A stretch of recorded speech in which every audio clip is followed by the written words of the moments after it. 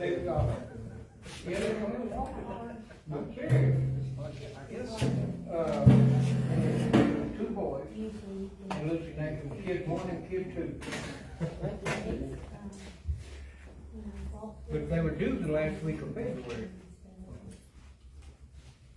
Here it is the last week of March. That's unusual for goats. You know, they'll go, it's not unusual for them to be a week late. She was a month late. And she was so uncomfortable. Man, she was miserable.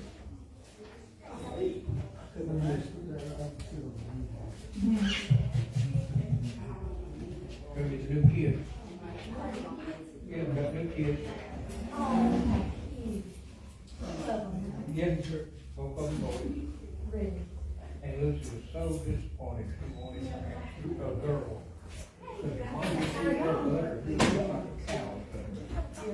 So she was walking up with a girl.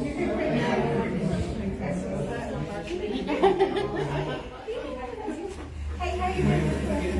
Is she probably happy? Yeah. Did you get my message?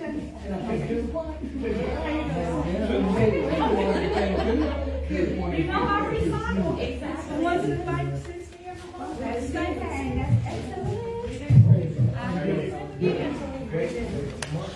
I'm moving you up. Don't worry about it. You must be safe. Yes, I was like, oh, okay. You look like, oh, that's like, no, I'm moving you up. Okay, and I'm telling you that what I have. Most of us wanted that, we got today.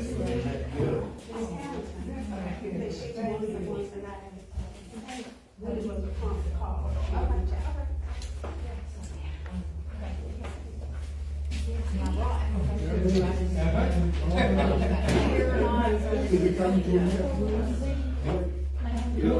They had 2 or 3 all the time. Oh, yeah. It's uncommon for those to have one.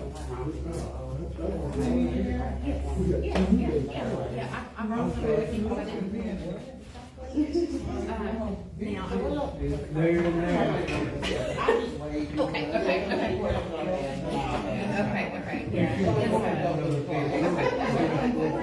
All right, that's it. Has another one. I mean, you know, that's the reason you got into that. I got more stuff, but I'm just like. Both of them wanted these to be a girl, so in that same line, she had another milk. She named kid one and kid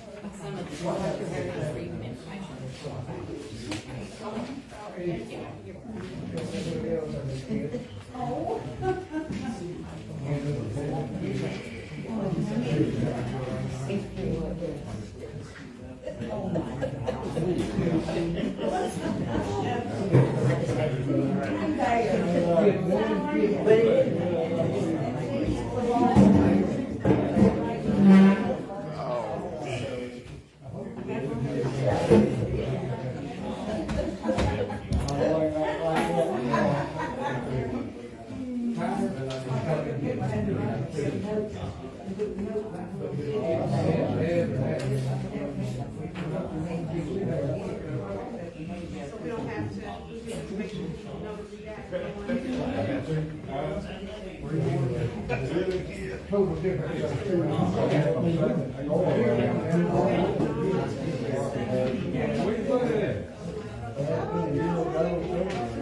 And I sent over that.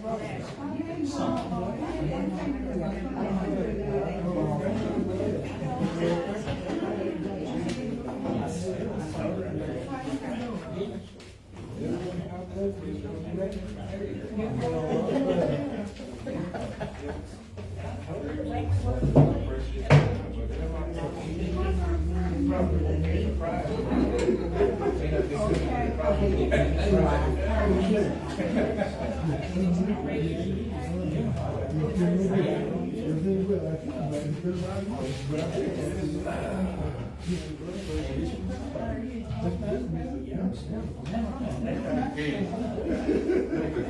didn't know that.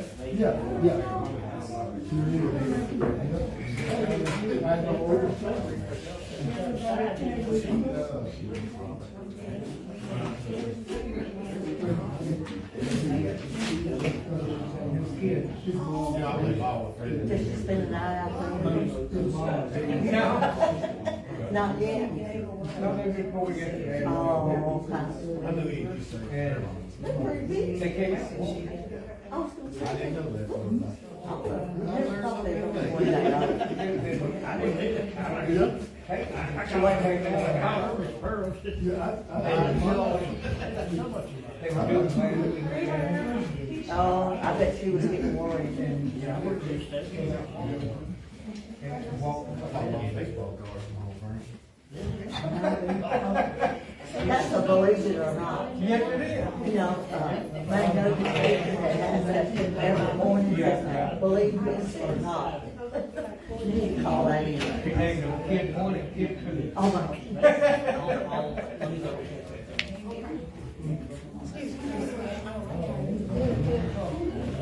Warm in here. Oh, thank you. I need it. I can't keep up with these things. Rolled off the thing.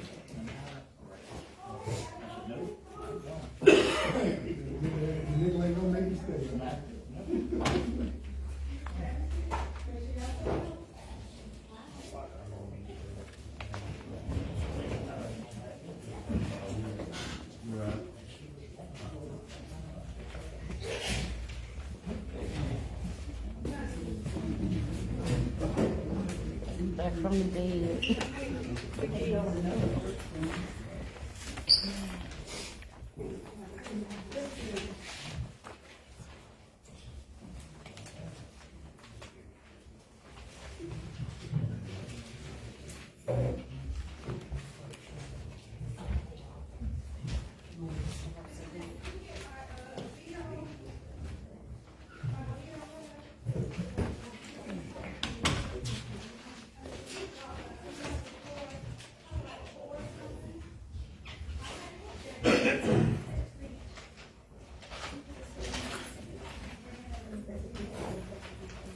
You about to get over that 3 miles yet?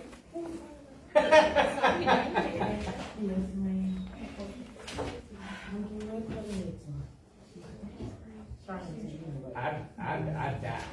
I'd just flat smooth. I would've been one of them that came back in the ambulance. Look, I'm trying to get to the point where I can run it, but walking it okay. I can do the walking, it's not the running yet.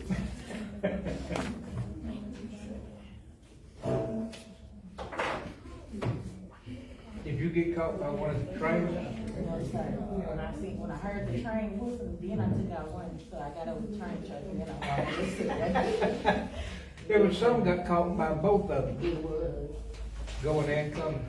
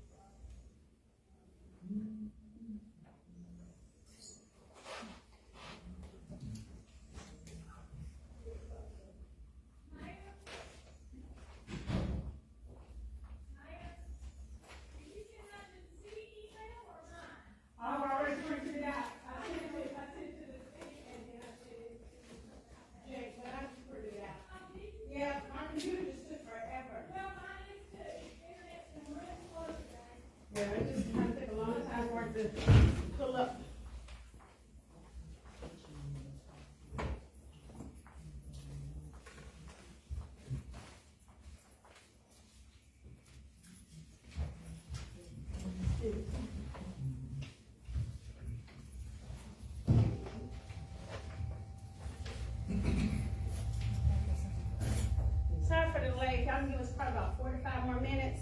And so that is getting some stuff printed out.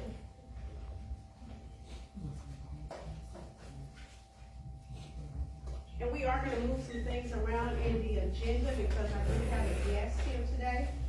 And, so I'm gonna move some stuff around.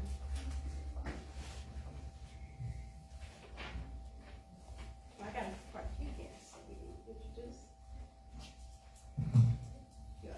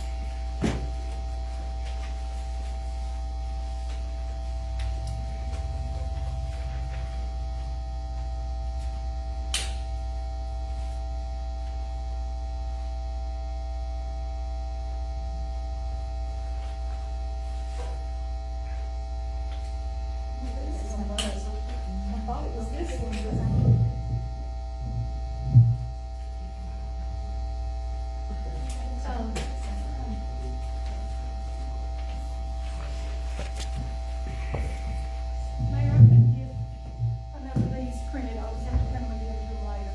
Are they, that what you just gave me? Are they able to share it? How many do you have? 4, I think. Okay, so they could probably. Okay. The printer keeps eating the paper.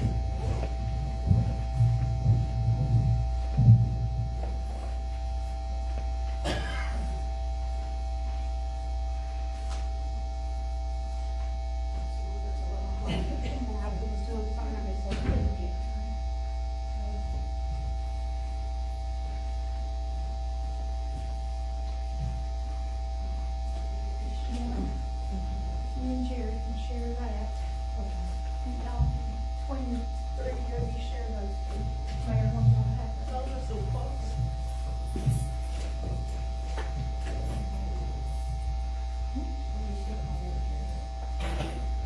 All right, people ready? All right.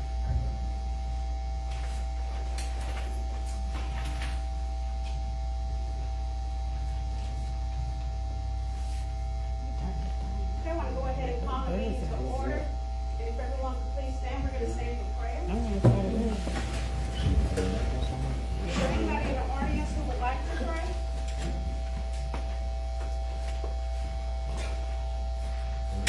If not, I will.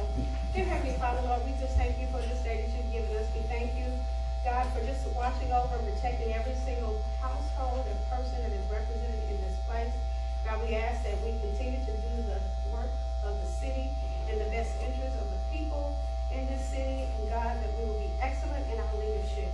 I pray, God, for harmony. I pray, God, for collaboration. I pray, God, for common ground. I thank you, God, for everything and all the things that you continue to do. In Jesus' name, amen. No,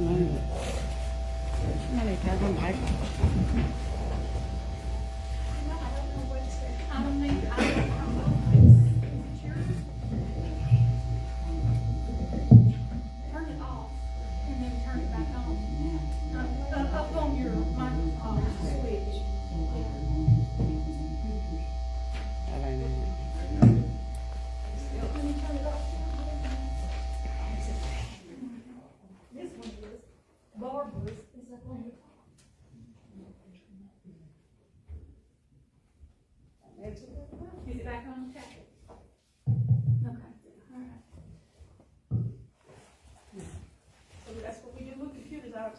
I'll turn back on, they work. We're gonna go ahead and do roll call. Ms. Homeowner? Here. Ms. Phillips? Here. Mr. Satterwhite? Mr. Sterling? Here. Ms. Dixon? Here. Ms. Lowe? Here. Okay, again, like I said, we do have a guest here, so before we get into this, I do want to just kind of honor our guest's time and then have her to come up front and talk about a program that is accessible for individuals in our community. I want to say that last month, Ms. Hamilton had spoke about some things about home repair and needing, and wanting to find out some things that the city could do. And really, for us, for the most part, is to partner with organizations like USDA in rural housing. And so I just want to introduce you to Ms. Amy Smith. Amy, if you could just come on up. There is a mic somewhere. Is there another one? Maybe I can talk loud enough. No, we're on camera, so I want people who may not be able to hear to be able to, Put her big arm. yeah, if you could just get her another. This one. Yeah. Yeah, I think it's that. Amy, you could just introduce yourself, tell them a little bit about what your role and responsibilities are, and about the various programs. Okay. My name is Amy Smith. I'm with USDA Rural Development. I'm at the office in Hope, Arkansas. I am a loan specialist, area specialist. We do single-family housing, so we have two different programs. I was going to talk to you about those today. One of them is the 504 home repair program. It's to assist very low homeowners to repair and improve or modernize your home. You have to be the homeowner and occupy the dwelling. It has to be in an eligible area. Everything in Lafayette County or in this area is considered rural. The only areas that are not rural, kind of close, are like Texarkana, because it's a metropolitan area, bigger towns. For the grant, it's for 62 and older. You have to be the homeowner, occupy the dwelling, but it only removes health and safety hazards. So that's going to be certain things that we can do repairs for, and also if you have someone that's disabled, to make the home more accessible, even like, for example, a bathtub. Instead of a tub, maybe you need a walk-in shower or walk-in tub. If you need handrails put up, your steps to get into the home, you need a ramp. Those are things that you can apply for, and we determine which one you're eligible for. Lafayette County, the very low income, and this would be the household income, is $31,700. So if you're below that income of a household income, you could possibly be eligible for that 504 repair program. The maximum loan amount is up to $40,000. It's for 20 years at 1% interest. And then we also have a maximum grant, it's up to $10,000, lifetime limit. So if the first time you apply and you need $10,000 to fix, let's say your roof is leaking or need a new roof, once you get that $10,000, that's the maximum amount you can get ever with this program on the grant. You can always apply for a loan if you need other assistance to make repairs. The other program that we have also is a 502 direct loan program. It's just assists low to very low applicants without a decent, safe, and sanitary housing. It has to be in an eligible area. You have to personally occupy. We do look at your income, and we also look at your credit. So you have to have adequate and dependable credit and income. The home has to be modest in size. Typically, there's no down payment for that, and it's a fixed rate for 33 years. Those are the two programs that are for the single-family housing. And I have some applications and also have some information sheets if you have any questions or want more information about it. Does anybody have any questions? I do. Okay. So you're saying that applies for those that are 62 and older For the grant. for the grant? Anybody can apply for the home repair as long as you own and occupy the dwelling. And 1% up to 33 years It's 1% for 20 years on the repair, on the repair, Up to $40,000? up to $40,000. 10 for the grant. 10,000, yes, for the grant. And that's for the 62 and older, for health and safety repairs, to remove those hazards. And how long is the processing time? Right now, we do have extended processing time, so once we have your application, it could take up to 90 days for it to be processed. You do have to, on the repair loan, you do have to get an Arkansas licensed contractor to give you a bid for whatever repairs you're needing. And the bid needs to be itemized, and we look at that, but it does have to be, it can't be just somebody that can make repairs. It does have to be an Arkansas licensed contractor to make those repairs. And I guess one of the other questions, with the grant, do they look at anything with credit or anything? It's just No. your age? Just your age, and Income. making sure you're very low income, your age, that you're the homeowner, and that the repairs you're requesting are to remove health and safety hazards. Okay. So if you're just wanting to modernize your home, the grant wouldn't pay for that, and you'd have to look at the loan for that. So we have to look at the repairs and see what the need is for those repairs to determine which one you're gonna be eligible for.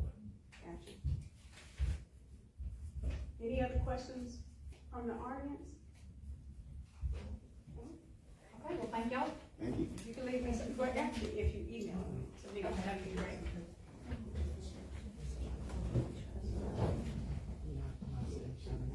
All right, thank you so much, I appreciate it. Thank you. All right, we're gonna go ahead and just kind of go back up to the top with our order of business. But before I do that, I just wanna recognize a few of our students from the Job Readiness Program. And so if you guys could just stand up for a minute. All the ones from the Job Readiness Program. Right.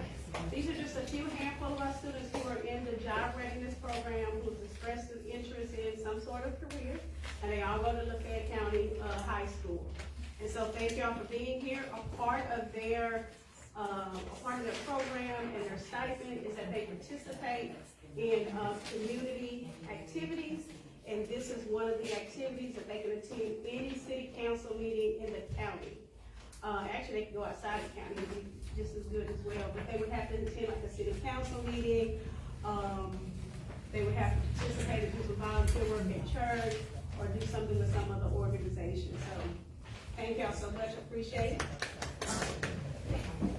Okay, we're gonna go ahead and just start from the top. Wanted to see if there's any, from the, what is it, a special meeting? To ask if there is, any additional corrections, to the meeting minutes of the February 22nd special meeting. Let's go ahead. Is there any corrections to that?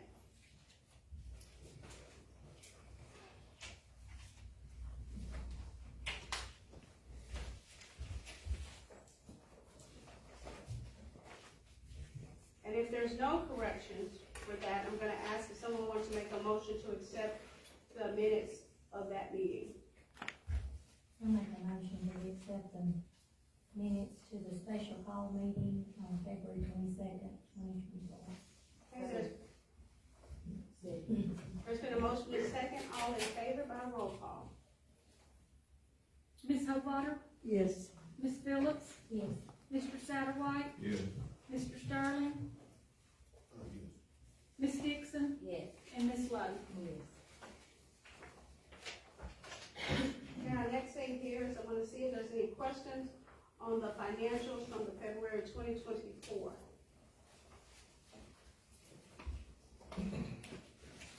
I have a question on the, property tax. $10,000. I know, Joe Gwynn asked me about that Oh, earlier, okay. I don't know, unless people get income taxes, maybe paid some old or something, but, cause it's unusual to get that this time of the year. Okay. So what was your question? The Where amount. the amount was coming from? And for the audience who doesn't know, could you just kind of repeat what that amount is? $10,296.97. and that is in general fund. Alright, thank you. Alright, if there are none, let's go ahead, I wanna ask for a motion to accept the financials. Make a motion to accept the financial in February 2024. Second. There's been a motion and a second, all in favor by roll call? Ms. Homewater? Yes. Ms. Phillips? Yes. Mr. Satterwhite? Yes. Mr. Sterling? Yes. Ms. Dixon? Yes. Ms. Lowe? Yes. Alright, next I wanna go ahead and ask for a motion to pay our bills. So moved. Second. There's been a motion and a second to pay our bills, all in favor by roll call? Ms. Homewater? Yes. Ms. Phillips? Yes. Mr. Satterwhite? Yes. Mr. Sterling? Yes. Ms. Dixon? Yes. Ms. Lowe? Yes. Right. The next thing we're gonna do is do the committee, reports. We'll start with tourism and development. The Rotary Club has offered to fix the two grills that are not working out at, Mines Park. That's okay with everyone? How many of them is not working? And it two, I think it's two. Do we know what's wrong with them, or just? The bottom side of them, there's one in.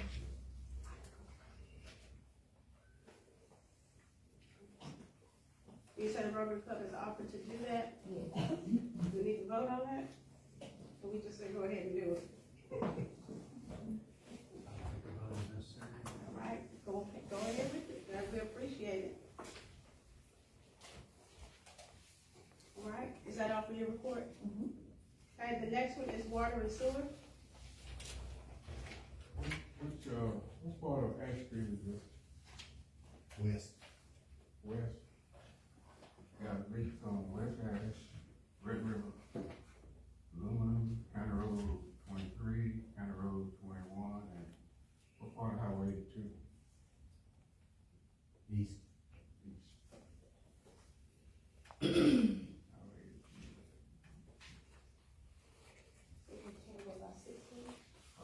Okay. Thank you for your report. Next one is street and health and sanitation. I don't have a list that, nobody for, you put a hit out with Dana. We haven't spoken about it, but, I don't have a list in my packet. But I noticed that we are, it's raining. Water expanded, there was some few things that need to be addressed as cold, being open. Maybe possibly we may be looking at, I know we spend quite a bit of money, but see if we can find a budget, we need a little bit more manpower, so we can maybe, or something, where we can get some more work done for the summertime. And I noticed that there was a little grass cut, the other evening, but it's only like a foot off the road in certain spots. Like it's cut the lawnmower. I know we have a sidearm on that tractor. Like I said, we can use that a little bit more, cause right now. We started that today. Okay, well, They've been working where they mowed all day. it's gonna be wet for a while, and I know that those areas gonna be, where you can't get to them, mosquito spraying. You know, we charge all year for mosquito spraying. I don't know if we need to start spraying, We have to wait till it's 70 degrees Yeah. at night, yeah, so. or that's what they recommend. Yeah, so we just kind of need to address that, you know, the rules on the thing, specs on how they need to be done. These are just things that I see that's coming up, that we need to get on top of. We need to stay abreast of, drainage. Can't stop, you can't drain all water all the time, but right now, the water problem is gonna get bad. We've had some tremendous rain, coming here lately. And I know sometimes we got to get out. We spent a week doing some of the ditches, and some of them you can't even tell we went down there and cleaned up. It's because of the debris. The debris is from the time before, from the trash that somebody has thrown out, or in ditches.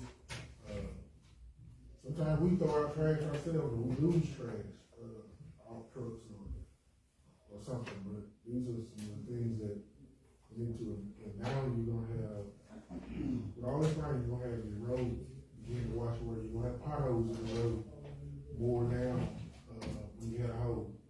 So, those are things that we kind of need to look at, for the rest of, some of the signs that, check the stop signs and the street signs, kind of came the grades them, see if the names are still on them, cause I used to go down the street and somebody took it out. Make sure we can, street lights that are blinking, that may be out, let's try to report them if we see them. Not just you all, we as a council, we have a job to do too as well. These are things that we need to see, we need to report, citizens see them, they need to be reported as well, if they can help out. The work as a whole, these are things that we need to address. I've got a list started on some of the streetlights. It's better when I can call in 10 or 12 at a time, that way when they're over here, they can get them all at once. It'd be great. Do we pay That's for what I the did street? last time. We pay for the street lights, actually, The street, I'm thinking street signs, what lights do we have? we have street lights, we still have street Oh, lights. yeah, I'm on the streets, okay. The street lights that's on the street. we Yeah, pay- okay, We yeah. pay indigent for we those. pay in. I was thinking, like, I have no street light, I don't think it's, signal. But we need to look at that, and those are the things that we do, those street signs, that's what I'm saying, the name of the streets, because the fire department has to travel down the road, each, the ambulance service, of course, they call the fire department, they don't respond, they call the fire department first, before they even respond. But they do need to use it, and we need to make sure that everything is up to date, because, someone family gets sick, they need to know where they're going, because the only thing they use is GPS or Google to try to find it, and it's wrong, and it may not be up to date. So we kinda need to know, our streets need to be labeled, our lights need to be working, but again, we need to work at it as a whole, not just, this is not just city employees' work, this is the whole, we need to report ourselves. But let's see why it's done, why it's water out here this week. If you don't do nothing to get it, ride around and monitor where you got the blockage at right now. And you can get back and address it. You may have to address it, because everything can't be done when it's there. It needs to be noted when it can be noted, and then you can and prioritize the work that needs to be getting done, so that we got this lithium, I mean, they're digging for lithium. So if our streets are bad, no way to travel, guess what, these streets will get even worse, because we're gonna have more traffic coming, more people coming, and why would I want to travel this road? And it's so bad, so they're gonna put more traffic, they're gonna beat another road up, because they're not gonna go down that road, so they're gonna die things, and we don't have problems, we don't have people calling in and say, oh, my front end tore apart on my car. We hit a hole here, we did that. City can't afford to fix vehicles, every vehicle that comes with it. But sometimes we fix them, sometimes we don't. But we need to stay, because once they in one car, we set a precedent, these are the things gonna keep coming up. So I just say, make sure you stay on top of it, make sure you monitor it, so that you guys will know, you and your guys will know, and as a city, council, as citizens, we need to, we see something, say something. It's not snitching, it's just reporting things that you wanna see better for your city. That's all I have. Thank you. Public safety, Yes, it's about the same as it was last month. Still, no ticket writing, no revenue coming in. And, I would like to, did you talk with our officer, cause I know I talked with him last week, and I know that there was tickets that was wrote, so have you had a conversation with him? I have not. Okay. Of course, this is a Okay. month in arrears, what's reported. And this is what he gave me. When did he give that to you? It was in my packet. Brenda prepares that Okay. for you. Also, when I had a conversation with him last week, and I know that there's been tickets wrote. So, okay, I got a question. let's update, probably to update that, but I have a question. I look at this thing and I haven't yet to figure it out. I see this one person has a whole page. what are you looking at? Court docket. Okay. And I remember plainly saying, how can we get our money? How can we get our revenue off our money? And this, if you just look at the first page,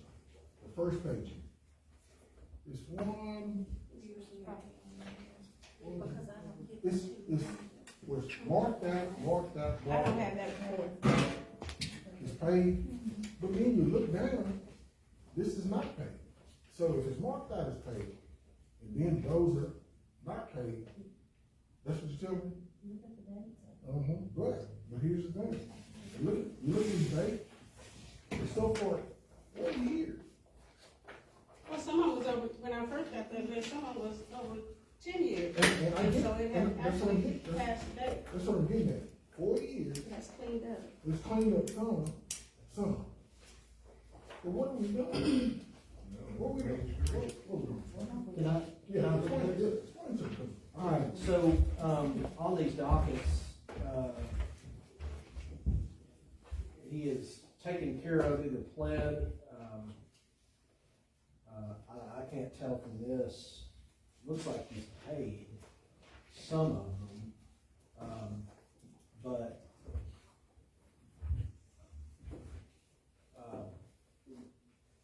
now,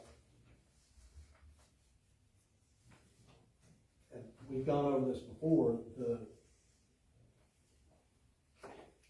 every person we throw in jail, we have to pay for. Correct. And, but if you show up to court and you plead guilty to a speeding offense, for instance, and a judge says, all right, that'll be $210, and he says, well, I can't pay it. The judge we cannot imprison people for just the lack of ability to pay. And a speeding offense does not carry with it, jail time. I think we do, a few people ask for it, but we do have, sometimes we do, and we have the officers and the personnel to administer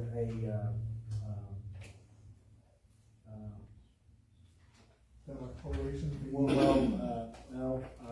washing police cars and things like that. But, normally they say, well, Your Honor, I need time. Says, okay, when can you pay $50? Well, I can pay that, a week from Friday. Okay, if you don't, I'm gonna issue a warrant.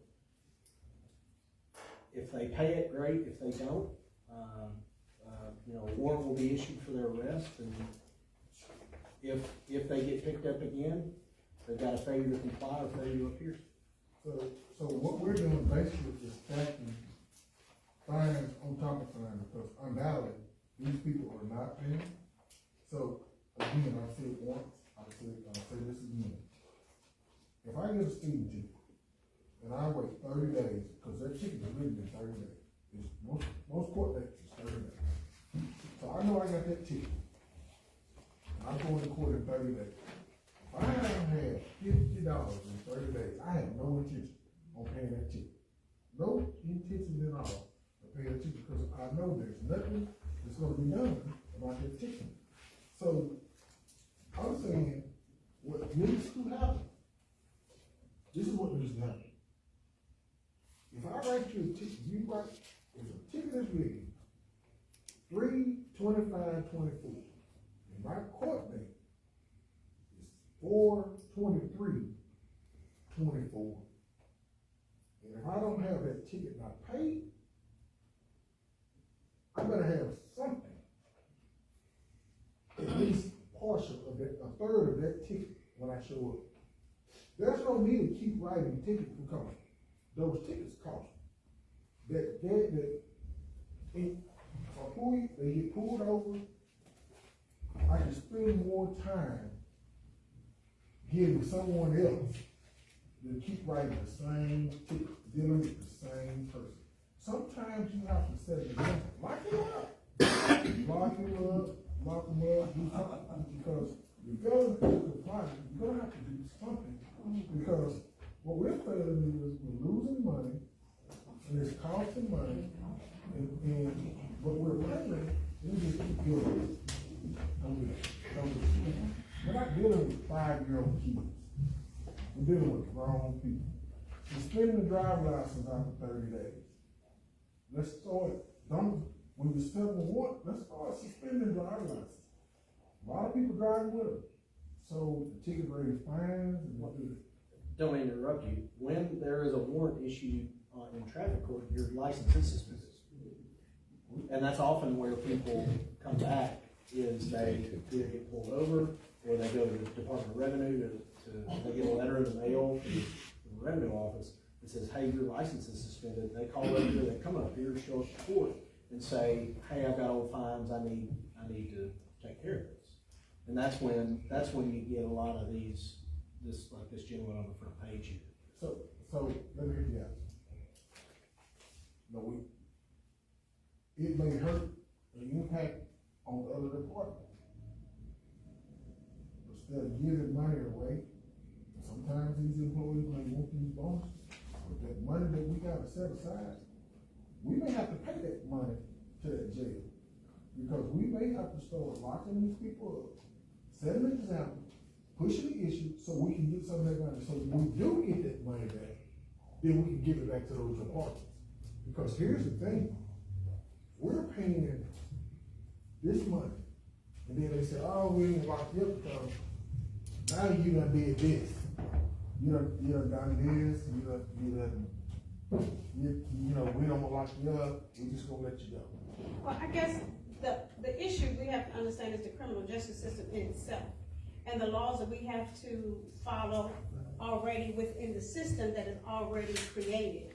And so when you look at the measures of taking a license and doing it, those things are already in place. So I'm not really sure at this point what else, as a municipality, a city, what are the other things that we can do that will help prompt somebody to pay? Because the issue that we're seeing is not uncommon to the criminal justice system in a small town or a large city.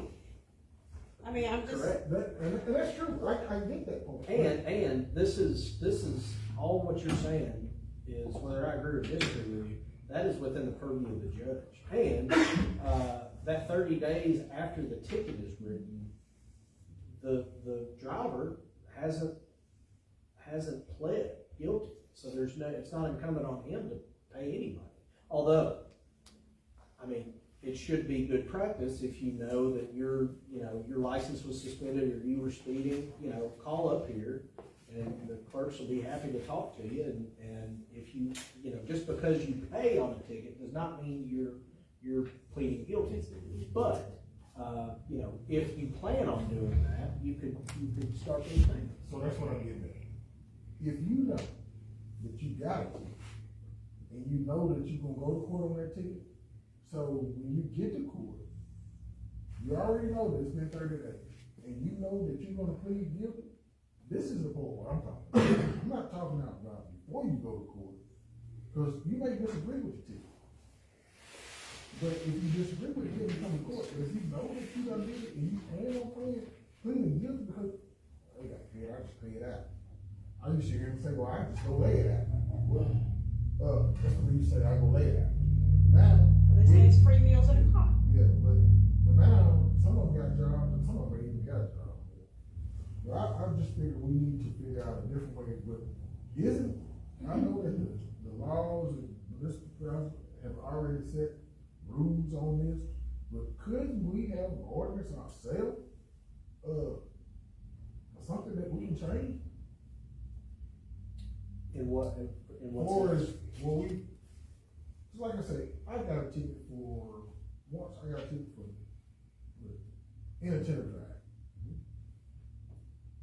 Didn't know what that was. I mean, you write me for anything for that. Right. But, here's the thing, I couldn't disagree. Cause I could've been scratching my hair, scratching my head, or what was that? But we're not gonna chase the rabbit down the hole. What I'm getting at is there something that we can do to, recoup some of this money?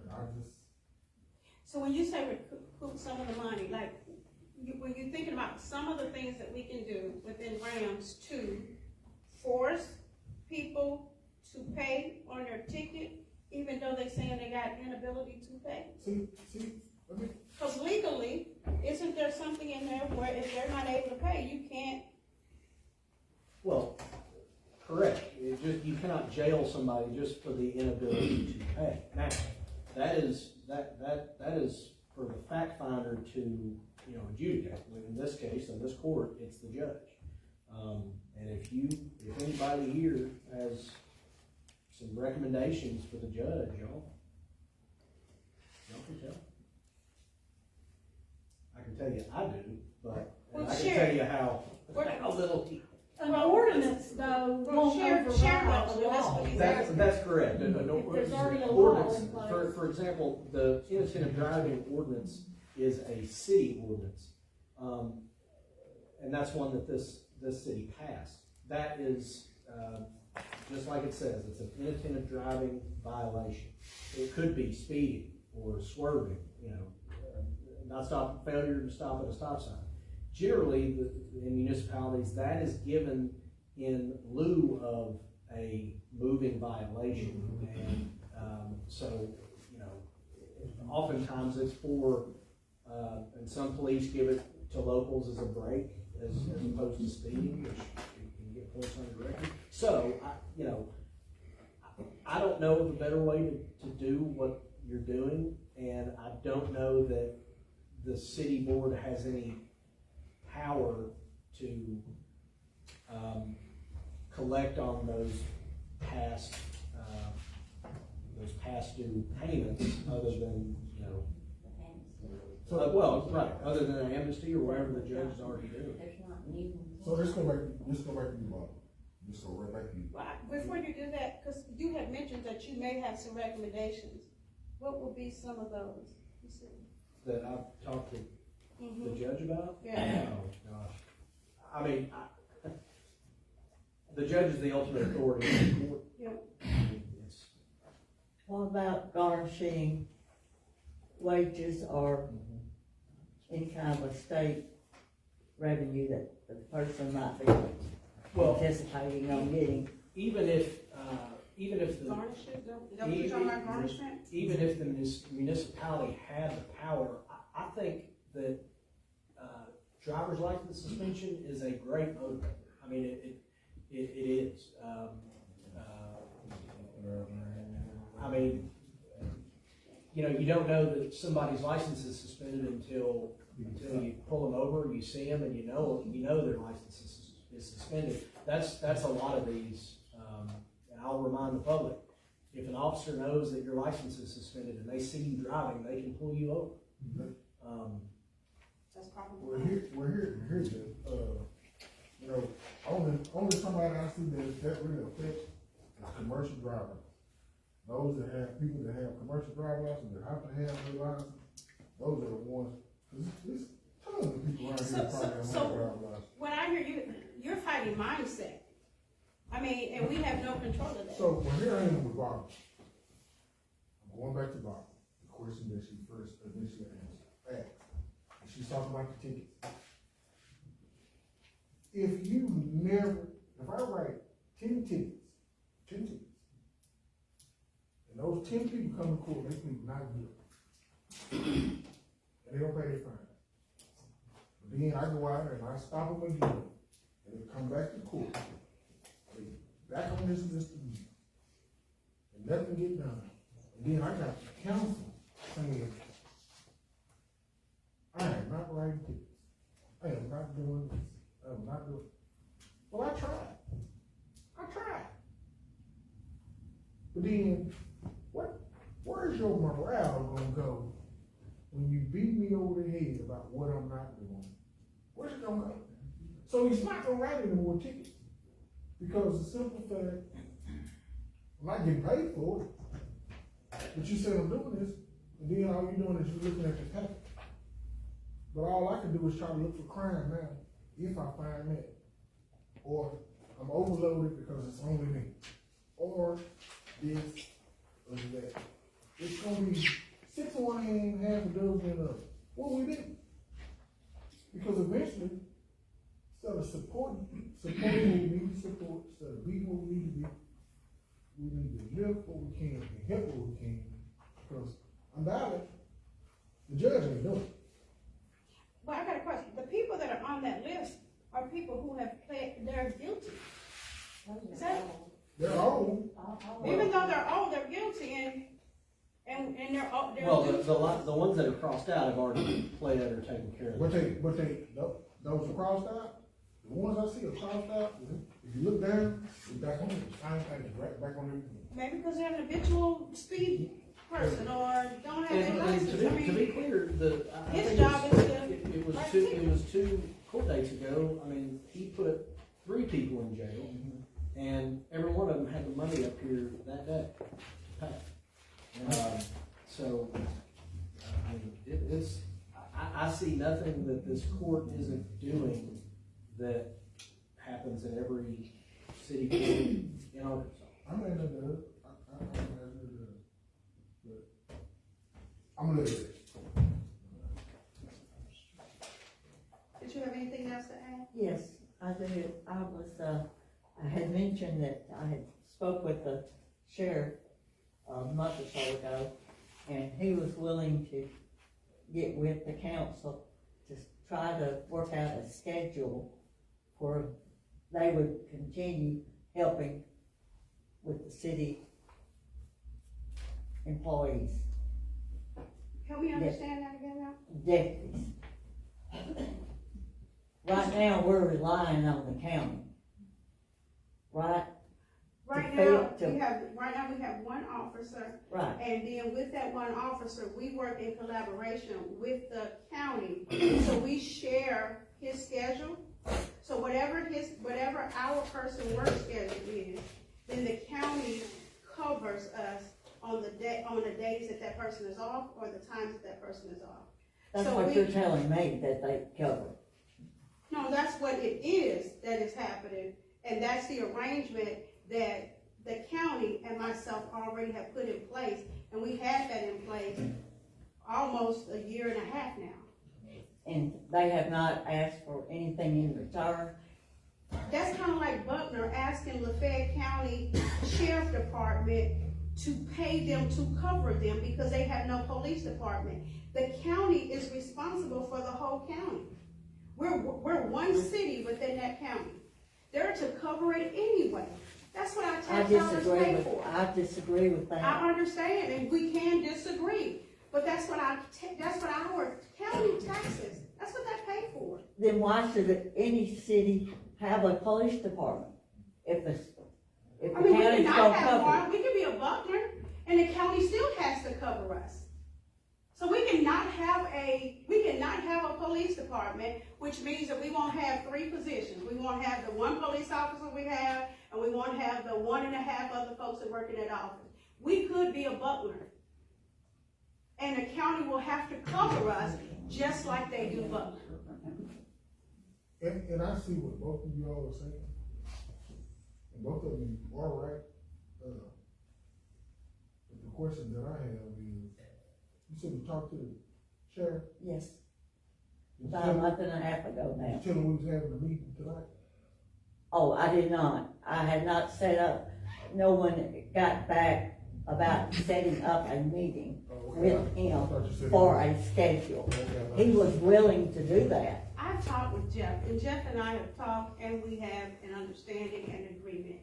And that has been in place for quite some time. And when the confusion came up a month or 2 ago, I personally called him up, had a conversation, and he still stands on share your schedule of your officer's time, and we will continue to cover the county. Could we get, not saying that either one of you or us, but I like to put people in the spot. I like to have them here. And I will reach out to him We myself. asked for PJ to come too. Both He of didn't them. come. We didn't. I think, PJ works for me. Jeff does, Jeff is over at the county. What you're asking for is for the county to come over and talk about an agreement that we have put in place verbally and that has been in place for a while.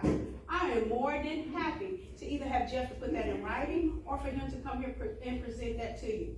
Because whatever this rumor is not true, according to the agreement that he and I put together.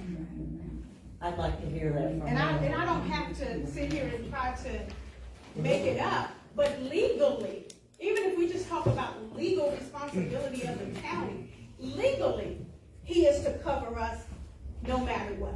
he supersedes over the city.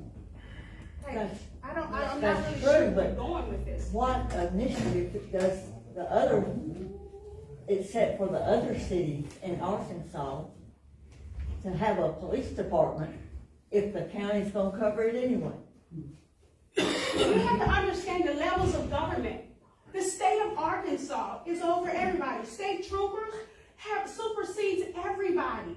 And they are required to cover Stamps, Buckner, and everywhere else because they stay on the highway.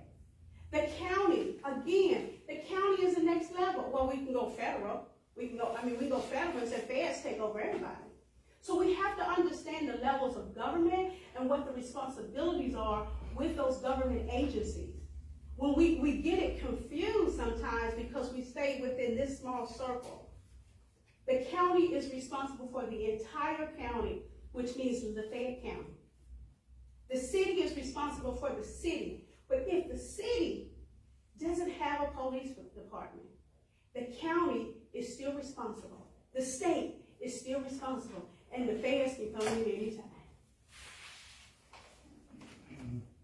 And we pay tax dollars for that all the time. Every time we get a check, it's going to those places. Every time we go and buy something at those stores, it's going to those places. That's our tax dollars at work.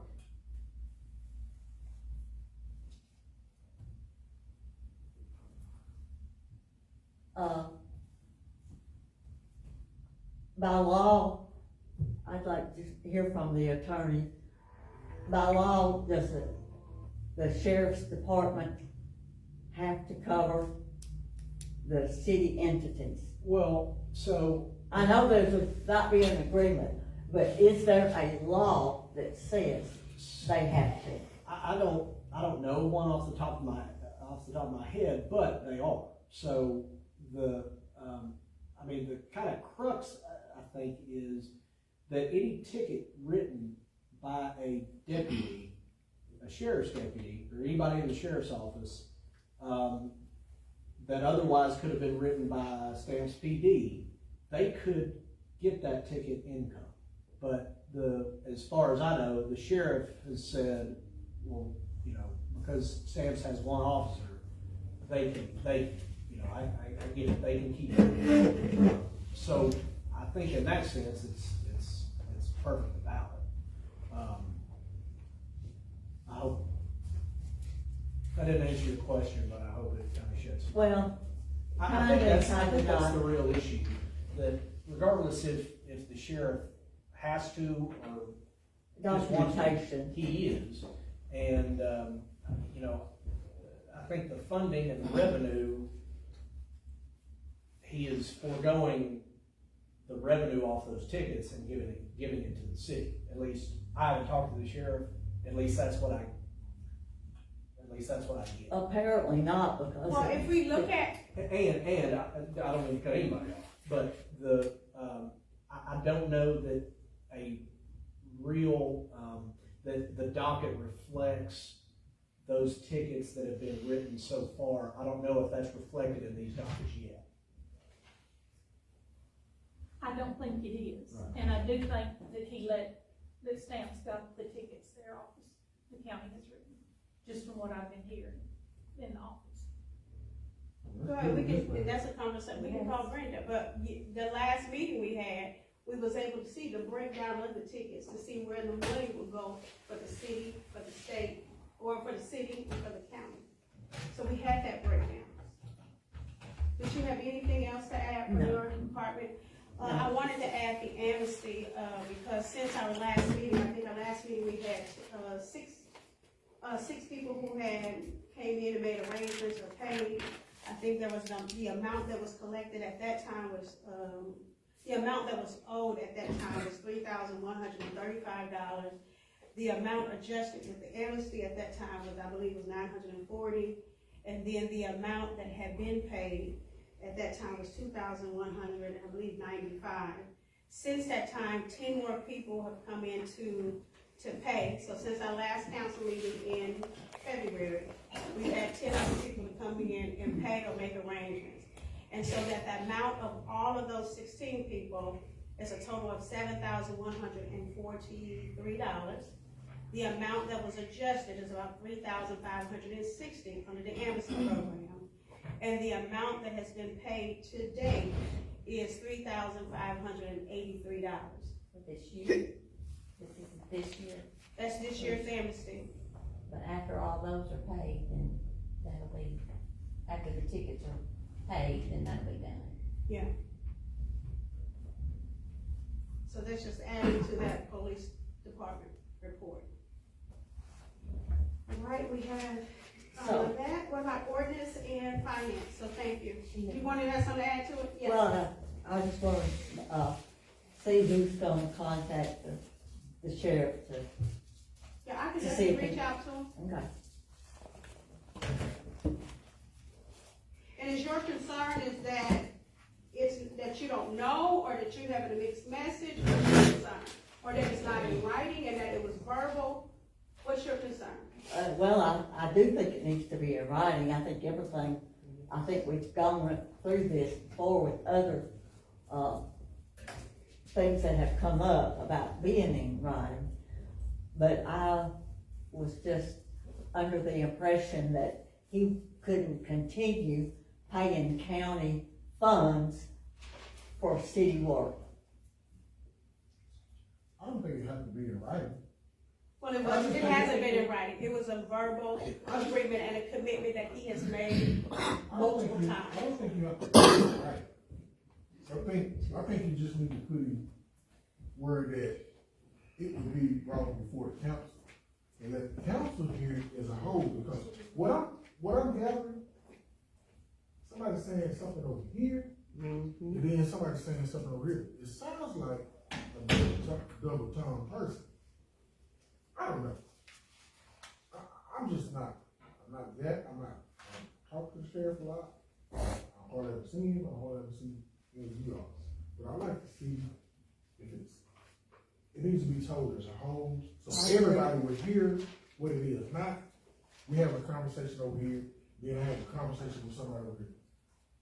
And if it's told like that, then it's told at once. Then everybody knows what's gonna take place, what's not gonna take place. So when it comes up again, this is what you said. It's gonna be recorded. So I think that's what he's having. I am more than welcome. I would love to reach out with him, and then we can see about having him come to the next council meeting so that we can address your concerns of just needing to have something in writing or to have it verbally recorded.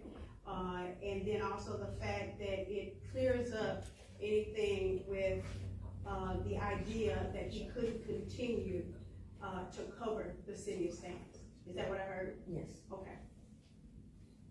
I just think it's a problem, if there's a problem with anyone, and it's a miscommunication, you need to ask him, it needs to be asked in front of everybody. It needs to be asked in front of those people.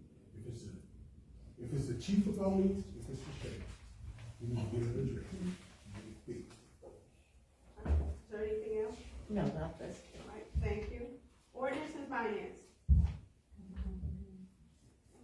Fire department. There were 2 drills reported, 11 fires, one on the Fed 1035 in Louisville, one on Battle Street in Louisville, one on Cunningham Street in Louisville, one on Highway 29 North in Louisville, East Street and Ash Street in Wilkner, Walker Street, Opera Street, South Pecan Street, 2 on Oak Road, one on Walker Street and Berry Street, one on Lafayette 43. There was 2 vehicle assists, one on Oak Street, one on Highway 82, and there was 3 medical assists, 2 on Conklin Street, one at Lafayette 301, and the other one on Upper Street. And that's all I had. Ooh, what's the average, like three a week or so? 3, and it was 11, It's 11 total for the month? for the fires. The medical assist, it costs the fire department. And I think it costs the fire department for those guys to show up. When they're made first. They're called PAP. They chose to come here. We didn't ask them to come, but they chose to come here. We had 2 ambulance services at one time. We voted one out. Before my time, we let one go, we kept one, we gave one a 10-year contract. We kept renewing. Perfect came here. Well, so when a medical assist call comes, they call the fire department. Fire department has to respond because Patrick the dispatcher has 20 questions before they even send someone. People don't even know anything about it. But then what they don't do is respond. So they call the fire department. Fire department has 14, 15 people show up, and it costs the fire department. But when they get there and transport, they charge a transporting fee of $60,000, $70,000, if not more, on a medical bill. But what do the fire department get? It may be a lot less, but I'm just. I didn't want to be my foul, I didn't set my. Well, but look how much money that it has cost the fire department. The fire department, we don't pay for the fire department. The fire department support itself. But look what Patrick is getting off of us because they choose to respond when they do. It's okay to help, but sometimes when you help people, they take advantage of it. And that's what Patrick has done. They are. And they don't only have a contract with the city, they have a contract with the cities or the county. They don't have, right now they don't have anything. It's just, Okay. what we did was, it never went through, but we chose to not let any other ambulance service come in. Who is we? That's what the city has done. I guess I'm speaking a little French, but, but that's what has happened. But we really need to look out, and they need to start doing what they're doing. Because a lot of times, the fire department is volunteer guys. I don't have females on it anymore, but they're volunteer. Some of them are not medically trained to do that. That shows up. But you're asking them to go in a place to do something, and then as soon as they want to do something they have forbidden, or they do something inappropriate, I mean, not inappropriate, but they do something that they shouldn't do, because you've got to ask the person, can you help them? Hey, I know CPR. Then you can assess. I don't want to be the one that's very bad news, but I guess I'm also Okay. All right, we're gonna go ahead and go on to old business. And so we want to get some updates on a few things. One of them was the presentation of the ward map. Okay, I have ward maps. I'm hesitant of handing the new ones out. The office in Little Rock, was getting to the county office today. That was the first time after the elections last, I guess this month, that they could make it. Had there been a runoff, they couldn't have made it until late in the summer. So they're going over everything. The total number of, from what I remember, total number of citizens and stamps that had changed wards was 7. One way or the other, I hesitate on distributing those new ward maps because they have not changed as of now. And I don't know if they will change before November. I haven't talked to anybody in Little Rock, I've only talked to the county office, so I assume they're getting all that going. But I'll distribute the old ward maps. I've zoomed in as far as I can go. Y'all may be able to tell which streets have changed, but I cannot. And so the county knows who those 7 people are, and so if they have to move those 7 people into those wards, then they will probably, manually do that then, if they don't have these ward maps done in time? Well, they've got these maps. Okay. This was attached to an ordinance we passed last year, sometime in the spring of last year, I think. Year before. So the county and Little Rock have the ordinance and the proposed ward map. And like I said, somebody was there today, or they were planning on being there today to effect that ward map, the redistricting. So I can distribute the ward maps as they are now. A keen eye will be able to tell what changes there are, but my eyes have gone cross-eyed a few times, going back and forth. So I can, but I hate to distribute them to the public knowing that they're still the way they were for the past number of years.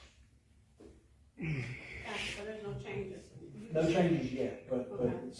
they're working with the county office, and the county office, as I talked to them last week and the day after, or the Tuesday after our last meeting, they were ready for them, so.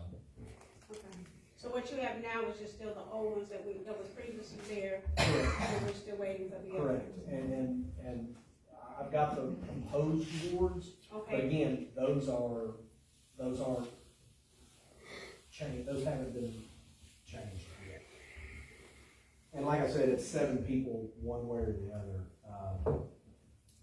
So I just don't wanna confuse anybody and somebody showing up to the polling place or calling the county or the city and saying, what ward am I in? Because they haven't changed, the wards are the same as of, the same they were last year and this last election, until otherwise noted.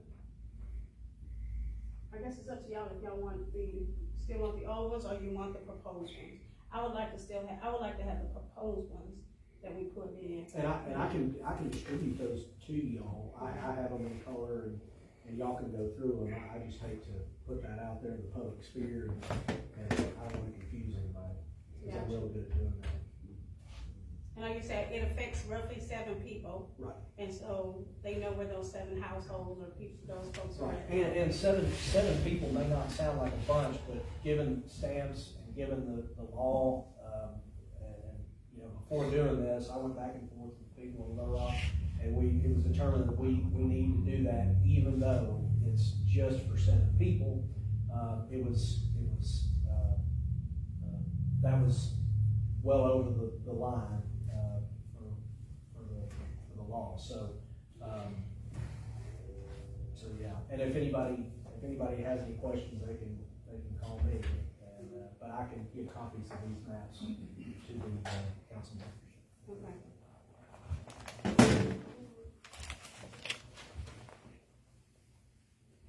All right, next thing that we want to do is talk about the updates for the ARPA funds, and I just got something from you.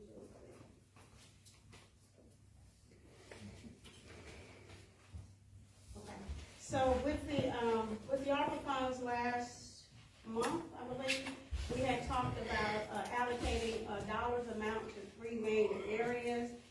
We had also discussed about what we would use in those 3 main areas. And I believe so far, we have 2 high-speed service pumps that we said we wanted to purchase. We have put a budget out for $88,000. on March the 21st. I had approved, the advertisement for that bid with Jay. Jamie and him had, worked together, I think a few days before that, and had put some things together with the measurements and all of that, like the detail of it. And then I approved that bid on March the 22nd. That bid will actually, it's already out there, it will actually close at 4 p.m. On April the 9th. And so, it's a sealed bid, and they will have to, mail it or have it delivered here at this location. Jamie, is there anything you need to add, or I left off? No, not on that. Okay. On the mosquito sprayer, we had 3, we put that out there. Jamie actually called around to several different companies that provide that service. We was able to get 3 bids.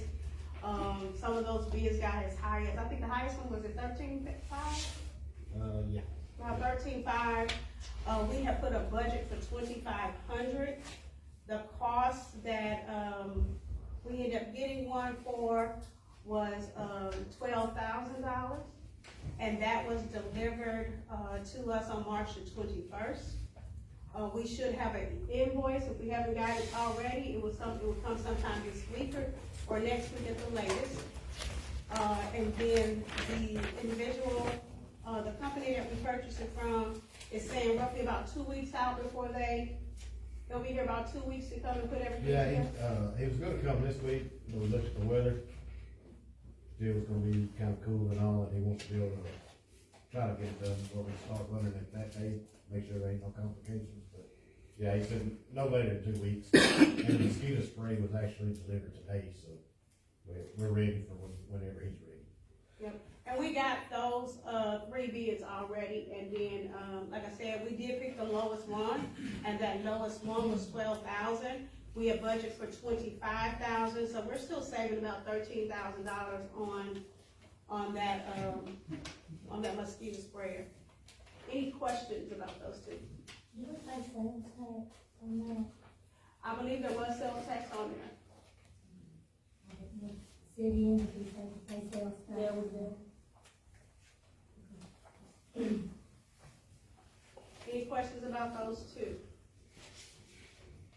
Okay, so those, like I said, all those things are out, and then we actually got the mosquito sprayer already here on site. The next one was technology bid. We looked at hardware, software, and then we looked at website, having a city website along with an email, with emails, and individuals having city email addresses. I had, some of you had asked to see what some of those bids are. So I've actually, on this first sheet that you have that says, the city of Sam's is seeking proposals from, and so that is the information that I emailed and sent out to various companies that I either looked up, researched, or contact and got a list from the municipal league that could provide those services. What you have in front of you are bids of individuals or companies that are able, actually there are companies that are able to provide those services. So what you see in front of you, I don't know if you see what the first one was, Premium Computer Services. You see those, the two that I chose to provide the services for would be Premium Computer Services to provide mostly the hardware and software, and it is itemized in detail. It was it was thorough, but it was also the cheapest. You'll see that is $8,848. They also did the website, but the website portion was a little costly. And so I believe that was a $7,000 piece. And so I chose not to kind of go with that portion of it. And then the other, hopefully it's the second one, it says the website budget for the city of Stamps. So the website, the email, all of that is the second one. I wanna say it's K, the name of the company is K&G Digital 360. I chose to go with them. That company,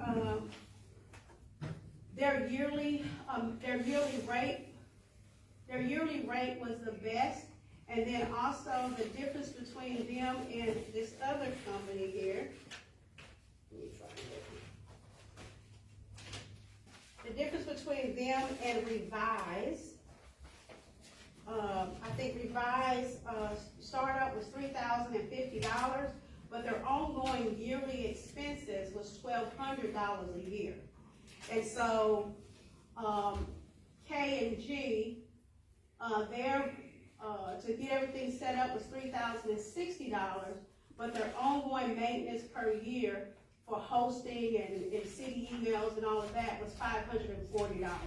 So overall, that bid was a lot cheaper than the other one.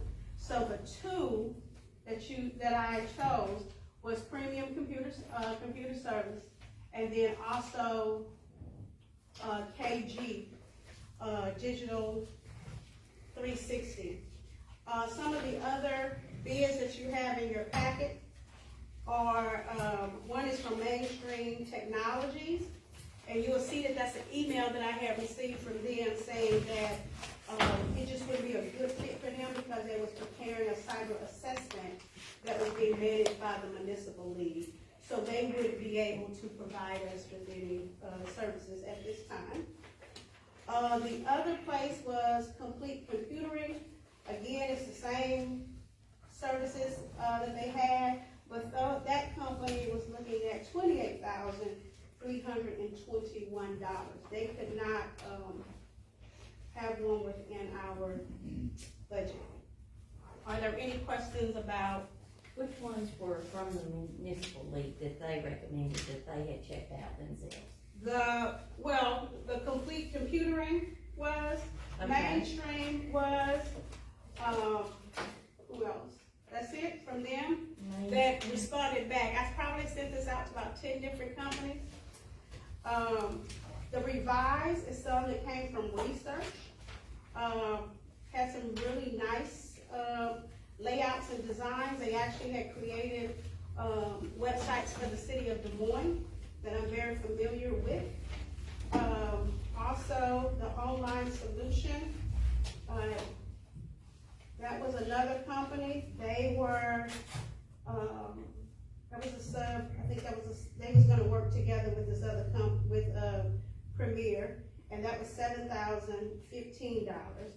And they are, all of them, if you look at my proposal that I had put out, the way that I put in the scope, the objective, I talked about the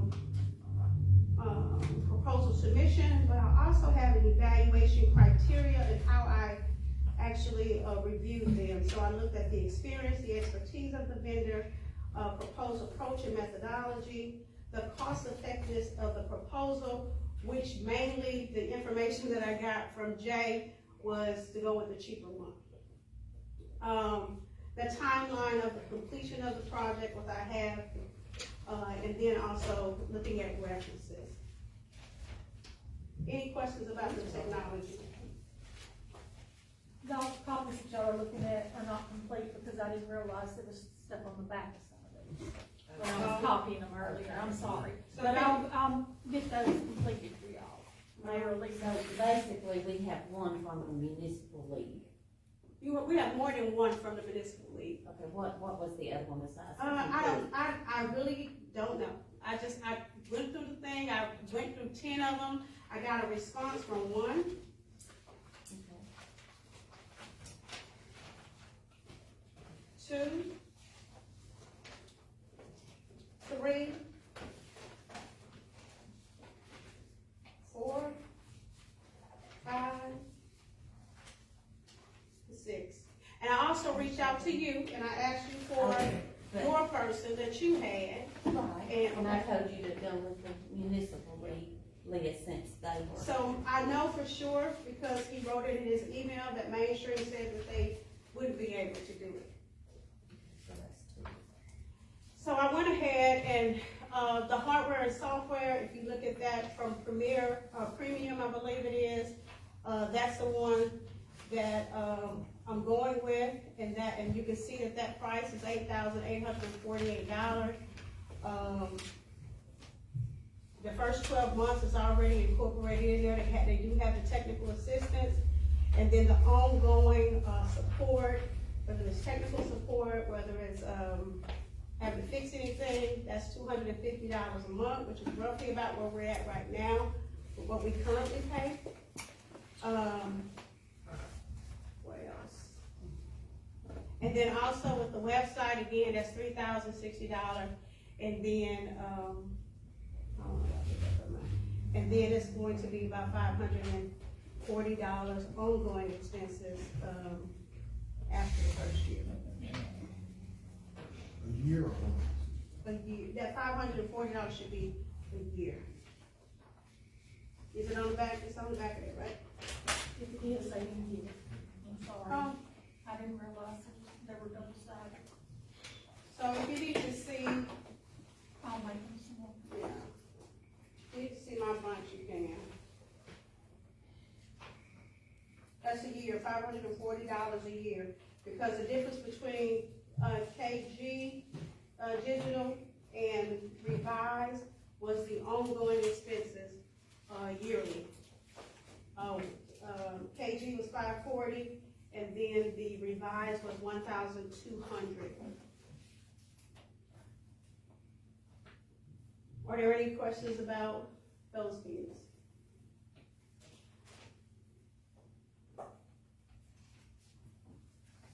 If there's no questions, we'll go on and go cover some things with ordinances.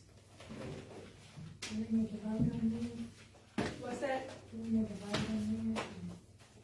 No, we don't have, we can vote on, we've already voted for the allocation of the funds.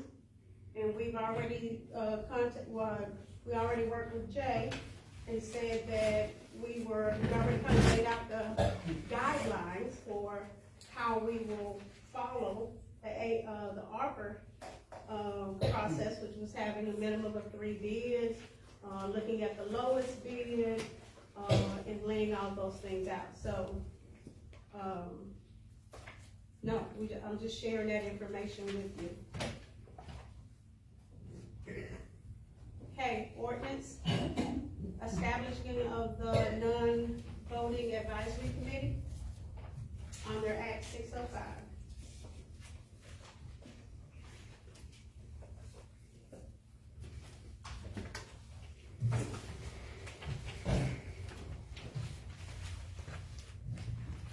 That would be, for the 2004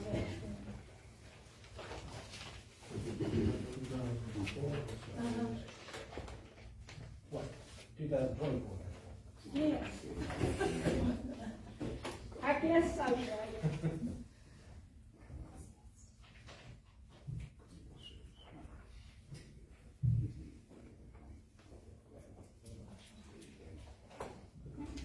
Thank you. May I have a motion to read ordinance 2024-1? So moved. A motion and movement, all in favor?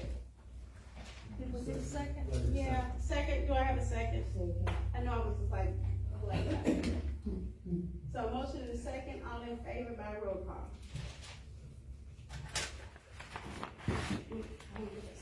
Ms. O'Water? Yes. Ms. Phillips? Yes.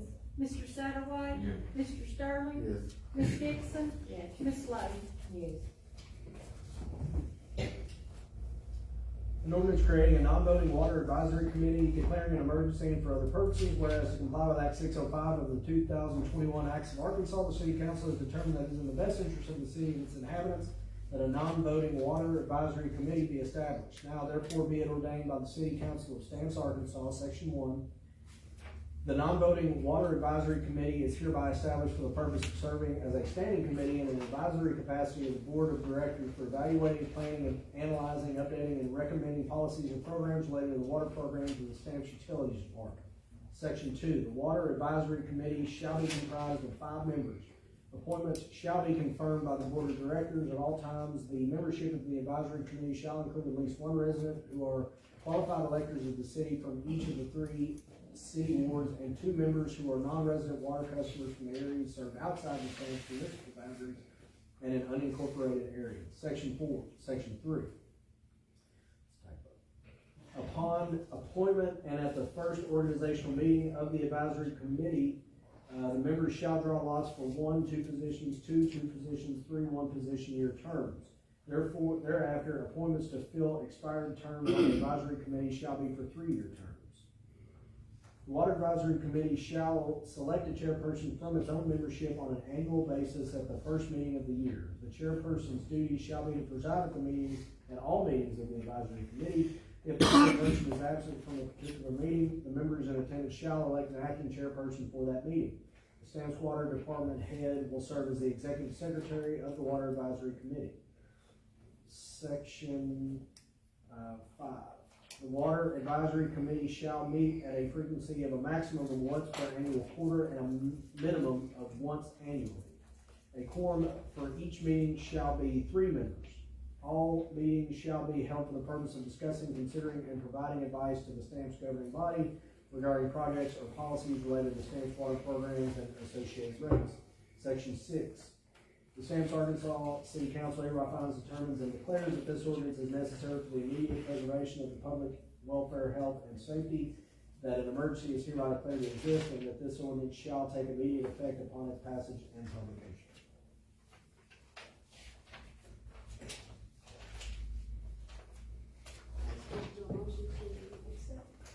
Motion to suspend the rules and read it, second reading by title.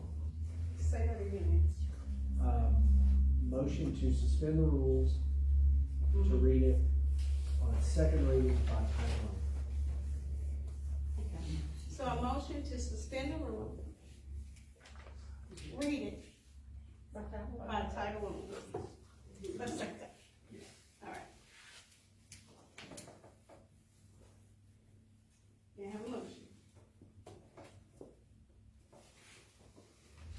Make a motion that we, read the ordinance number 2024-1 by title only. All right, there's a motion. Do I have a second? Second. All in favor by roll call?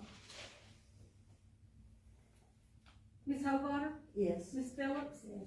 Mr. Satterwhite? Yes. Mr. Sterling? Yes. Ms. Dixon? Yes. Ms. Slade? Ordinance number 2024-1, an ordinance creating a non-voting water advisory committee, declaring an emergency and for other purposes. Final reading.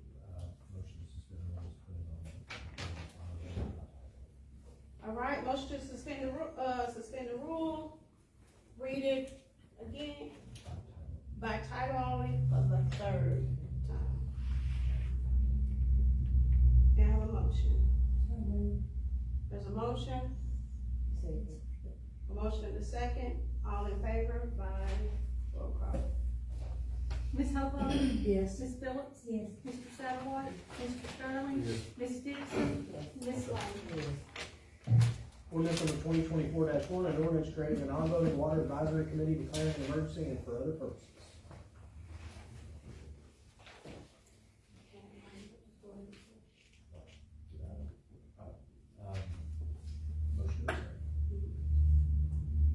We have a motion to accept ordinance 2024-1.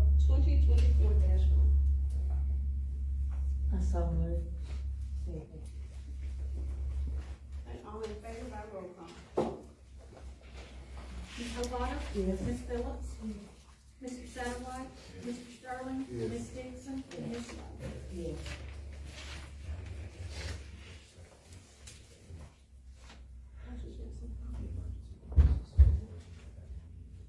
Okay, we want to do a motion to accept the emergency clause so it can go into effect immediately. So moved. Second. All in favor? I had a motion. Can I have a second? Okay, all in favor by roll call. Ms. O'Water? Yes. Ms. Phillips? Yes. Mr. Satterwhite? Mr. Sterling? Ms. Dixon? Yes. And Ms. Lake?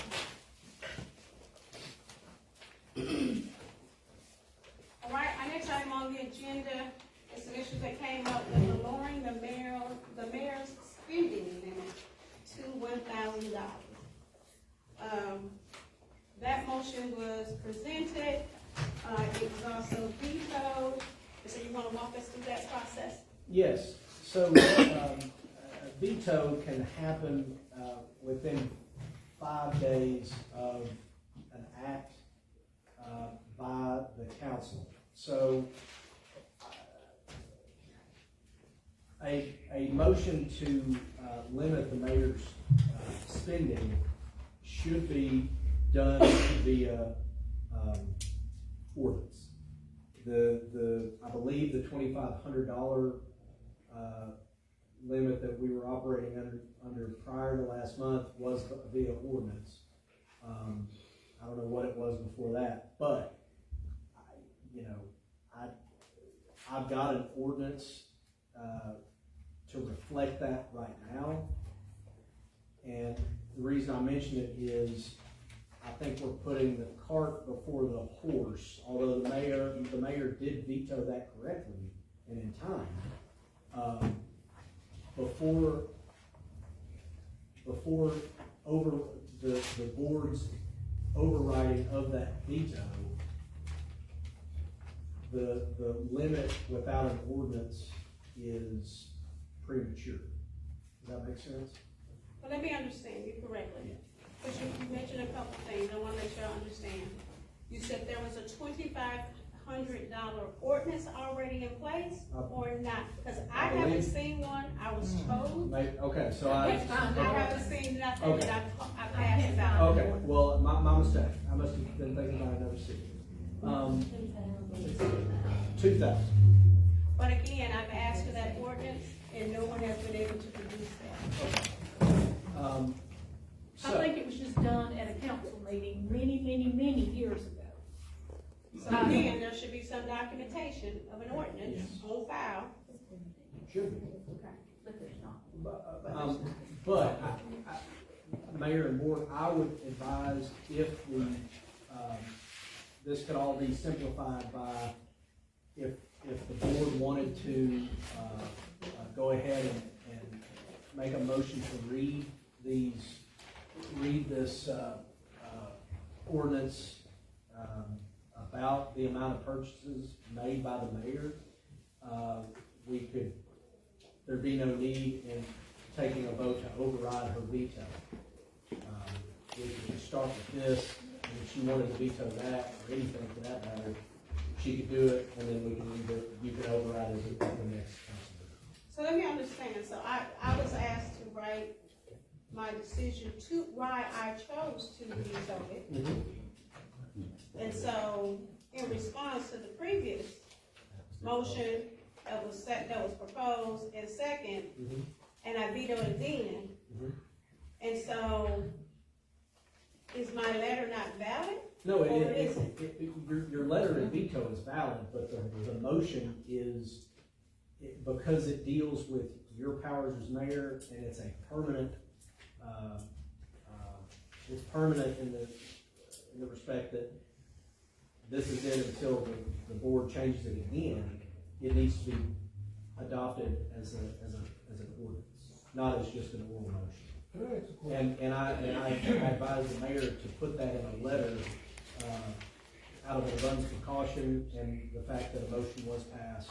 And I assume if the board so chooses, they can, make a motion to read this 3 times, pass it or not pass it, whatever, that your letter your reasoning would be the same.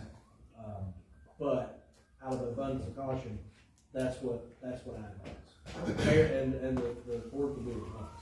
Yes. So, how is lowering the spending, when you got something to $1,000. If something breaks, it's $1,100 or $3,000. Something goes down that day, what do we do? That's a small piece of it. Just last month, I had to pay IRS. I had other bills, I probably got 11 checks, copies of checks that I've had to sign that was way more than $1,000. That was city bills, right? Like I said, there's still checks that I had to sign. Should anything be spent if it's not pertaining to the city? Technically, because that'd be misappropriated funds. But if something comes up, so if you got a bill that comes up, so we're gonna discuss it right then. Well, no, what we have to do is have, my understanding is that if there's anything that's over $1,000, then we have to have a special meeting. We have to have a quorum, and then we have to agree upon it every single time. Mayor, and the resolution I have says that, section 2 of it says that no purchase, expenditure, or contract in excess of $1,000 shall be made or entered into by the mayor without prior city council vote and approval. Furthermore, any purchase, expenditure, or contract up to $1,000 may be entered into, by the mayor under exigent circumstances. However, the mayor must explain the need for such expenditures at the next regular scheduled council meeting. No ordinance or resolution is necessary for approval of expenditures. That's the need of this ordinance. And as for what you mentioned about the paying the taxes and things like that, and insurance and stuff, Insurance for sure. utilities, I mean, the bill for the street lights alone is over $2,000 for Entergy, not to mention everything else. But those things have not fallen when they're under this ruling, when they're standard city business, like utilities and the taxes, and it's not buying something, it's paying for services that we are receiving. And to that, section 1 of this thing, it says that the mayor has exclusive power and responsibility to make purchases any purchase of supplies, apparatus, equipment, materials, and other things requisite for public purposes in and for the city, and to make all necessary contracts for work or labor to be done, or material or other necessary things to be furnished for the benefit of the city, or in carrying out any work or undertaking of a public nature in the city. So this is my question. What is it that prompted this?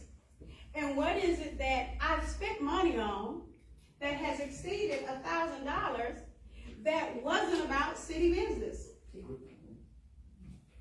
That wasn't a need or an emergency? That's what I need to know. Our materials and stuff for this estimate of the roofs was what prompted this. And I think you know what prompted this. No, I'm asking you because I need you to verbally say that. I'm telling you. Okay. But even in the ordinance that we have here, it still gives the authority for the mayor to go ahead and purchase supplies and everything under emergency situations, so I'm still not understanding. So help me understand why that is, because with that reading, But that's in section and that 1. roof leaking in the police department, in the police department, So here, now, and the library. So that's 15, and that's 2,000. so So here, that's did we buy the 3,500. Did we buy the material? No, or we did not. He purchased the We material, purchased the material. and he did the work, and we paid him for those things. So somebody gave you a price of a job to do. Yes. We didn't buy the material. No, we did not. Don't know what he bought. He gave us a price, we agreed on it, that's what it is. I mean, that's the material, in a sense, but yet and still, I should have took more bids. If we didn't get more bids, I wasn't here because the team. Who in this city, because the previous person that we used before wasn't It doesn't, able to. we got. So who are the other roofers that we had in the city in your Listen contact? to what I'm saying. Listen to what I'm saying. We've got got this webpage that we took these on. We should have submitted out there that we were soliciting to get this roof fixed. Anthony, you wasn't here, I so was- let me. Wait, let me finish. Because I see that there is some disgruntled about this job. I've seen where somebody come in and they bid on things and they've done the work. We didn't ask for no breakdown costs or no material, anything.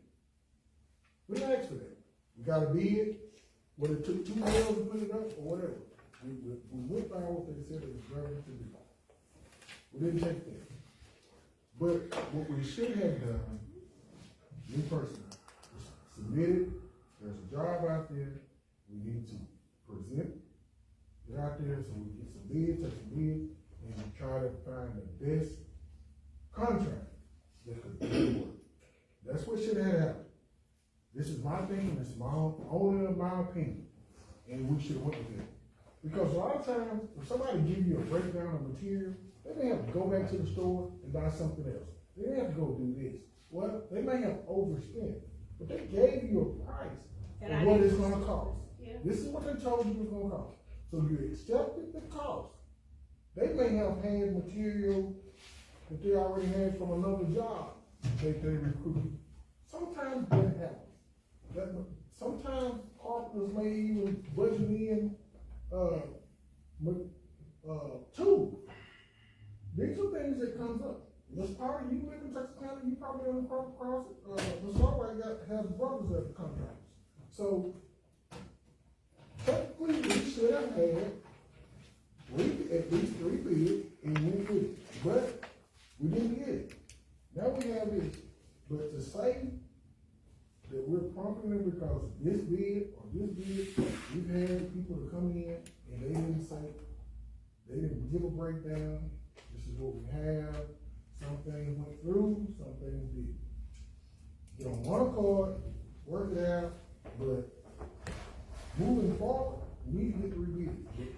But, and then another thing, this word saying that you have to spend $1,000, if we don't have the right person in place to make that decision when things come up, emergency fund, we need to revisit. But, Jamie, if you break something that costs over $1,000, what we gonna do? We gonna wait? If the water go down and we need to fix it, are we gonna wait? When we don't have no water? Something breaks on the fire truck, the chief got to come in and he gonna say, I need to fix something, and it costs, we gotta wait till the council get together or contact the majority. Somebody gotta be in charge to make the right decision. Somebody. So, hope to marry in, got a council, I can tell you, it's victory, we need to try to work together, figure it out, and this $1,000, you gotta pay some of this stuff. Then, y'all gotta pay this. Some of this stuff you don't have to pay.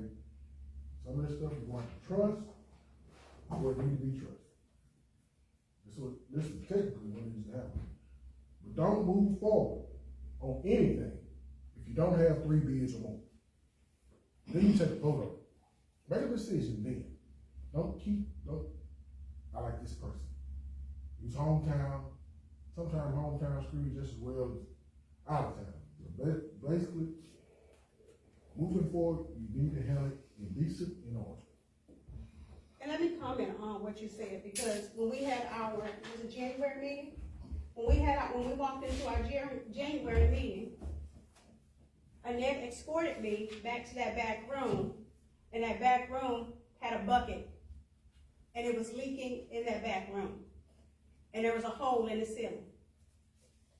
Prior to that January leakage, when I first got in office, there was a leak there too as well, correct? There had been a previous. There was a previous leak. I asked Annette to use whoever the person is that we use, because I was new in office, and said, go ahead, call that person and have them to come in. That was roughly about within my first 6 months of being a mayor.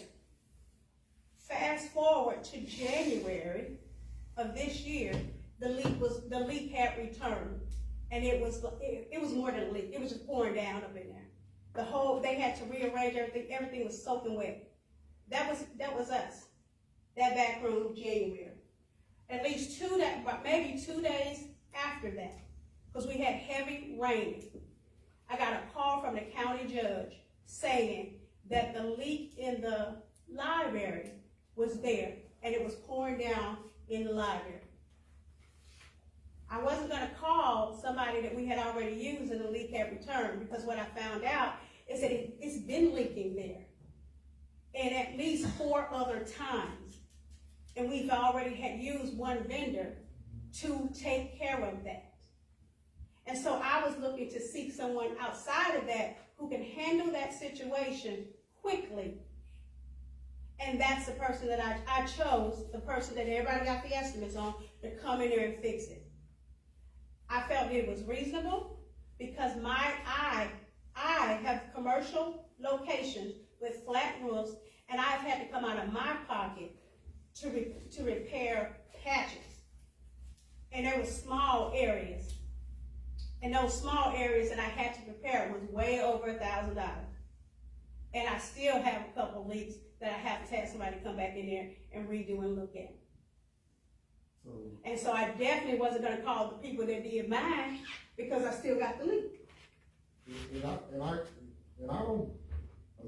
don't disagree with you on it, but I'm still saying that sometimes when we make certain decisions, you kind of need to follow the rules. I'm not saying that you didn't follow the rules. I'm not saying that. That's not what I'm saying. Okay, because like I said, there was no rule. So, And in I'm not- emergency I'm not- situations, do but- you get 3 bids? Or do you get the best bid and then move So forward? if it's raining like it did in North Park, you can't get through.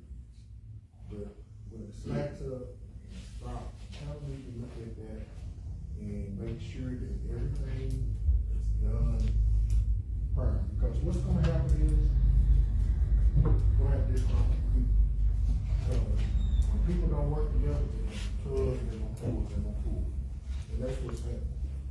So basically what needs to happen is, everybody needs to be covered.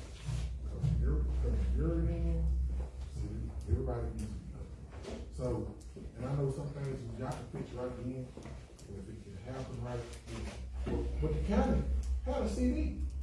They have the library has a CD. They want us to be responsible for that bill. They want us to be responsible, because they don't want to use the CD. They didn't like they couldn't help. Because at one time they said there was no help. What happened? Well, we had funds that we said that we was gonna use from the construction fund to be able to go in and replace the entire roof. But those funds was reallocated to bonuses. I get that part too. But So the balance of those funds was roughly about, what, 2,000, 3,000, 2,000 or so? And so that was the 2,000 that was spent on that library roof.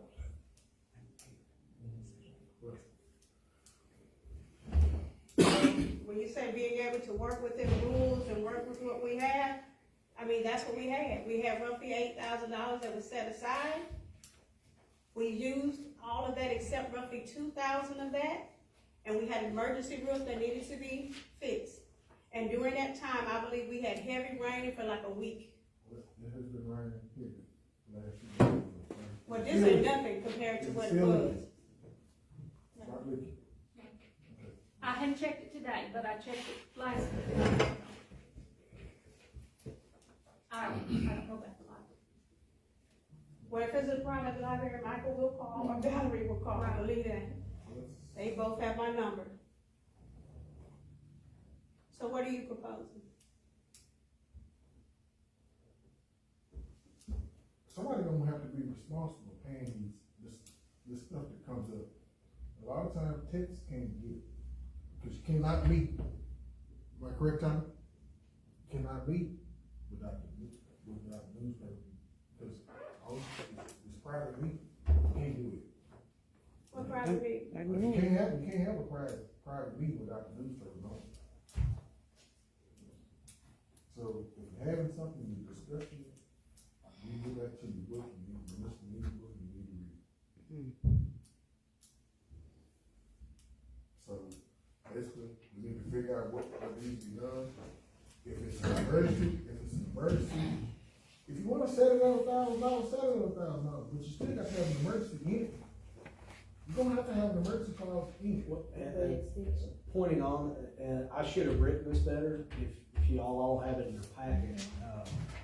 That second, so it says furthermore, any purchase, expenditure, or contract up to $1,000 may be entered into by the mayor under exigent circumstances. That needs to be either stricken, or an amount higher than $1,000. That was the drafter's error. So, it's, like I said, up to the council. What place was that at? That's, section 2, it's the second sentence with the $1,000.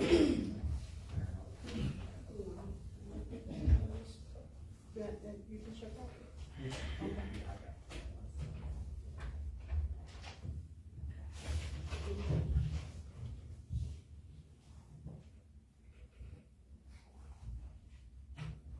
What did you say, maybe to be? Well, so, to the councilman's point, you know, if something like a window gets broken or something where the mayor has to say, maybe it's on the weekend, hey, somebody come in here now and fix it so we don't get broken into, and maybe that costs, you know, $1,500, $1,750, whatever it is, or roofing. You know, this provides for an amount up to, you know, whatever the board decides, but that she can, or any mayor can spend that. However, the second sentence of the last sentence, second to last sentence in section 2, the mayor must explain the need for such expenditures at the next regularly scheduled council meeting. So, I mean, it provides for an emergency spending, but she just has to show up and say, hey, you know, the roof leaked, I spent this, it was over $1,000, or hey, a window was broken, I spent X. And even without that rule being in place, that's exactly what happened already. So even without that rule being in place, that was exactly what happened. I don't get it. But it may not be for me to. And everybody that does work around here, they might not be publicly known. They might not be known in the area, but everybody needs an opportunity.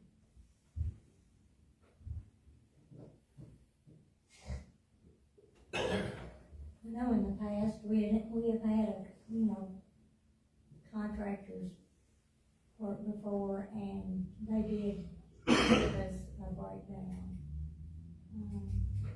I know the carpet one, that after the fire, they did. Rogers Heating and Air, they gave a breakdown. I think it was just one, Jones Contracting that may have just given a small piece of paper that said whatever they did, but, we have had others in the past to give a breakdown. We have had that, and we've had some that didn't even give a breakdown, and you just verified that. And I'm sorry, go ahead. And that's where we at, but. And I have a question. When you say a breakdown, specifically, what are you suggesting as far as a breakdown? You want to know exactly how many nails he bought? I mean, I'm just trying to get a visual picture, because we do have a breakdown of how much he spent. And she said that he purchased the material. He purchased the We material. just paid for it. So what exactly are we looking for as far as a breakdown? Well, I mean, how many, pieces of plywood, or, did he have to buy, a bundle of the ceiling, a whole case of the ceiling tiles that were put in? And if so, if he had to buy a whole case for two versus the rest of the case. But he purchased it. He just did the job. We paid him for the job. Am I understanding correctly? Yeah. That's kind of where I'm at with that, We didn't purchase it. He bid it. I did not purchase any material. And I didn't purchase material for that very reason, Because if he underestimated, which I felt like it was an underestimated bid based on my own experience with my own commercial property, that I paid way more than $2,000 to get a leak fixed on it. And so when he said that, I felt it was reasonable. And at the same time, it's not like we have a vendor list of roofers in the area to come out and be able to do that. And so looking at Texarkana, looking at, I think Hope and other places, they're just not, it wasn't like people could just come out and run and just come out and do it. Even the person that I used, I think he was from the Hot Spring area that did mine. Well, what we need to do is stay in the loop with each other, cause there's Barton roofing right here in Buckland. There's a lot of roofing here, you got Daniel, there's each. But see, that needs to be like what we talked about when I first came in office, is that anyone who does business with the city, I've asked for that, for those folks to be put on a list. I created a document, and in that document, it says their name, their first and last name, their contact information, whether or not we have a W-9 on file form, all of that. We only have one roofer that I saw. One. Cause that's the only one we've done business with. Okay. And under the emergency situation, so the way I look at it is either the mayor got to be responsible, showing her receipts, showing everything that she signed off on.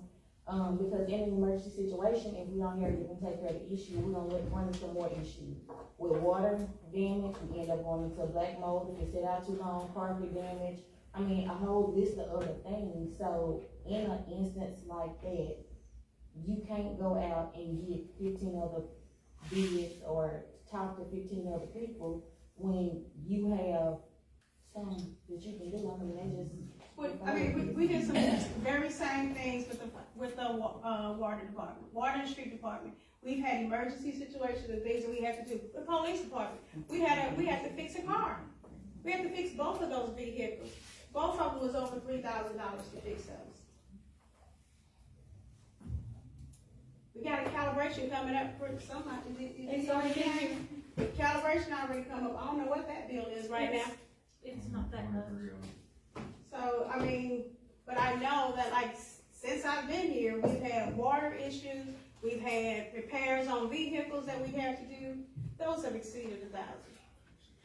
It's on the list, yeah. So what amount have we had listed in the past? Have we ever had an ordinance in place sitting? We've never had an ordinance in place, and there's never been a time that I have spent funds that was not warranted. Whether it was preparing things for the water and street and sanitation department, whether it was repairing cars for the police department, whether it was fixing a roof for the police department and the library. So, if there's no money in this appropriate, I let you write every check, right? I do. Budget every dollar that comes to church. And I consult with you every time before. Annette, where do we have funds to pull this? I know that this is what we said we was going to do. How much do we have here? What are some of the other pockets we can pull money from? Did I or did I not have that phone conversation with you? Yes, you did. So just because we have an ordinance, what do? Do we read it? We don't have an ordinance right now. We don't have an ordinance, so what are we gonna do? Cause we go back and forth, all that. Just move forward. What we need to do? So with Ms. Joe Wynn actually being over the financial department, he's saying that we need to, change this 1,000 in section 2 to a different number. What are you suggesting that the number be, that the mayor can make decisions up to what dollar amount?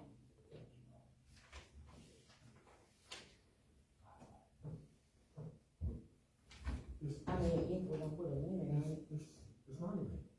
But that's what he's saying. It's a limit put on by the state of Arkansas. So what If is the there's limit nothing for the in state of place. Arkansas? Yeah. I think the state of Arkansas goes up to 35,000, but there is never a time that we will make a purchase that large without having some sort of meeting and talk about it, because we don't have anything in there that's appropriated for that dollar amount. That makes sense? That's why we have to have the budget meeting for the ARPA funding. And even with that, we don't have to get bids for it. We don't really have to get like the federal, like the state bidding. We don't have to go through that state bidding process unless it's over a certain dollar amount, which I think is like 30, 35. So that's why we had to do the bid for the $88,000 and have it publicized on that. These other ones, we all talked about it. We all put something in place. And on top of all of that, I came under budget than what we said we was gonna do. Jamie came under budget of what was said, what he predicted. So we're even saving the money by going through a process already that's put in place, putting out exactly what we need. We got a scope of what we need. We put the dynamics of what, laying out all the things that we need and specifying those things. And then we're putting it out there and we're proposing it to companies. And then those companies are giving us those numbers back, and they fit within our budget or they don't fit within our budget. And even when I get something like the $28,000, I'm like, dude, that's $8,000 over our budget. Are you able to do something else? Where can you shave it off? Where can you cut it off? If they say they can't do it, I have to accept their $28,000 as one of a bid that I know I'm not going to be able to do. So the processes that are already in place are already in place. It's already been followed.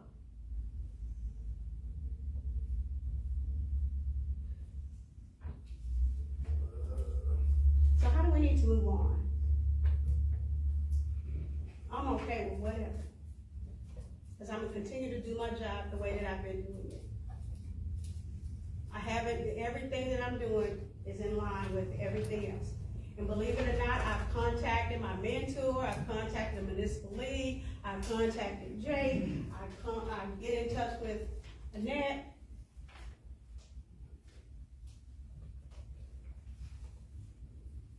So what are we doing about ordinance, this ordinance? Well, they can't actually be read because it's not, unless It's you make a not. correction to section 2. If somebody wanted to, put a motion on the floor, here's what can be done. Motion to table it, y'all don't have to do anything and the agenda could move on, or somebody could, make a motion to read it, put it on its first reading as amended, if y'all wanna change the amounts.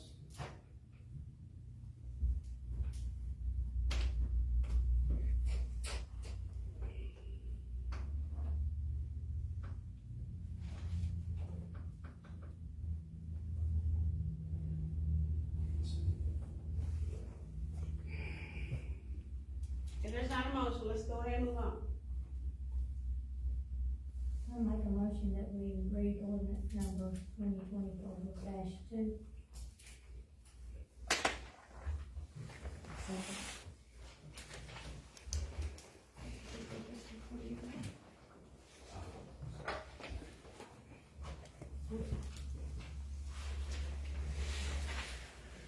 Now, with some clarification, if it's being read as written, that's my fault again. Very confusing because it puts a limit on the purchase power of the mayor at 1,000, and also gives her the power to make purchases up to 1,000 under exigent circumstances. So those are contradictory.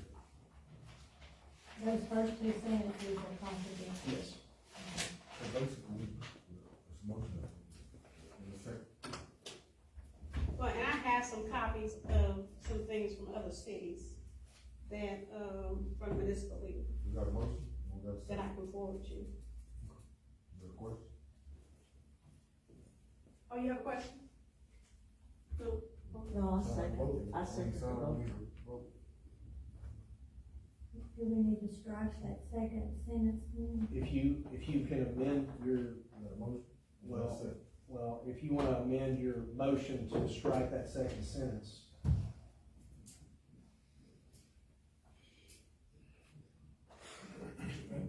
you have to go through the motion in the second first, and then go to vote, and then you gotta come back and do it? Well, there's a You debate. gotta fail. You have to accept what's already there, right? Well, there's a, I mean, from a practical standpoint, reading it as is would, I mean, it would do nothing. So I would suggest to table it, and then I can send you some of the other ones from But the you list. already got a motion and Oh, a yeah, second, so go ahead with it. Okay. so it's gonna have to be it's gonna have to go for a vote. Vote to put it on its first reading. All right, there's a Can I vote. amend my motion to strike the, It's already been motioned and seconded. All right, all in favor, let's go ahead and do roll call by name. Ms. Homewater, Yes. Ms. Phillips, yes, Mr. Satterwhite, Mr. Sterling, No. Ms. Dixon, yes, Ms. Lowe. no, Passes. Mm-hmm. Oh, well, I mean, I'm sorry, it doesn't pass. It passed to read. To read. Ordinance number 2024-2, an ordinance regulating the procedure for all purchases made by and contracts for work or labor entered into by the mayor declaring an emergency and for other purposes, whereas the city council has determined that it is in the best interest of the city and its inhabitants that a procedure be put into place for regulating the procedure for which the mayor may make purchases and enter into contracts for the benefit of the city under ACA section 1458-303. Now therefore be it ordained by the City Council of Stamps, Arkansas, section 1, that the mayor has exclusive power and responsibility to make purchases of all purchases of supplies, apparatus, equipment, materials, and other things requisite for public purposes in and for the city to make all necessary contracts for work or labor to be done, or material or other necessary things to be furnished for the benefit of the city, or in carrying out any work or undertaking of a public nature in the city. Section 2, that no purchase, expenditure, or contract in excess of $1,000 shall be made or entered into by the mayor without prior city council vote and approval. There, furthermore, any purchase, expenditure, or contract up to $1,000 may be entered into by the mayor under exigent circumstances. However, the mayor must explain the need for such expenditures at the next regularly scheduled council meeting. No ordinance or resolution is necessary for approval of expenditures. Section 3, the Kansas City Council hereby finds, determines, and declares that this ordinance is necessary for the immediate preservation of public welfare, health, and safety, that an emergency is hereby declared to exist, and that this ordinance shall take immediate effect upon its passage and publication. Okay, so we just second. Yes. Motion is All right, motion to suspend the rule, put it on the second reading by title only. so moved, Second. Okay, there's a motion and a second, all in favor, and by roll call. Barbara Homewater, Yes. Ms. Phillips, yes, Mr. Satterwhite, Yeah. Mr. Sterling, No. Ms. Dixon, yes, Ms. Lowe. no, You got a next question, I think. yes. So if she wouldn't have moved on that, we would have to read it, right? Am I correct? If there wasn't a motion to put it on its second reading, it's correct. Ordinance number 2024-2, an ordinance regulating the procedure for all purchases made by and contracts for work or labor entered into by the mayor, declaring an emergency and for other purposes. So did you say, The last time. go ahead and make a motion to suspend and then read for the third time, final time. so moved, There's been a motion, so there's a second, there's a second. All in favor by roll call. Ms. Homewater, Yes. Ms. Phillips, yes, Mr. Satterwhite, Mr. Sterling, No. Ms. Dixon, yes, Ms. Lowe. no, Ordinance number 2024-2, an ordinance regulating the procedure for all purchases made by and contracts for work or labor entered into by the mayor, declaring an emergency and for other purposes.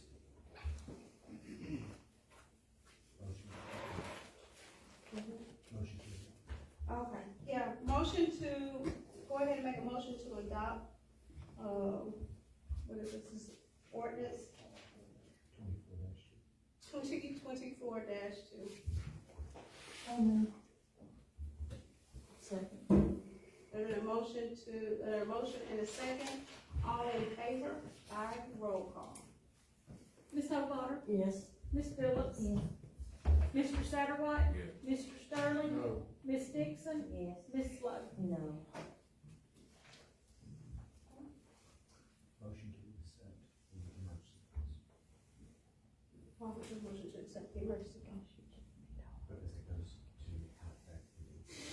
how effective. Okay. Okay, so we're gonna need to go ahead and do a motion to accept section 4 of the emergency clause of 2024-2. Man, before you go forward with that, Mr. Potter, I just want to clarify. Once they make this motion in a second and they vote on this, any situation to where the mayor has to make any kind of emergency decision, she has to meet with the council and get their approval for anything that's over $1,000. She can, correct. I did, because that's exactly what the municipal league told me, their attorney. And also, he already said that there needs to be some corrections made to this. Well, I think I think it would be read, as, because there are a couple of not fully contradictory clauses, that it would just simply be any and all, whether exigent or regular, any purchases more than $1,000 need to be approved by the council.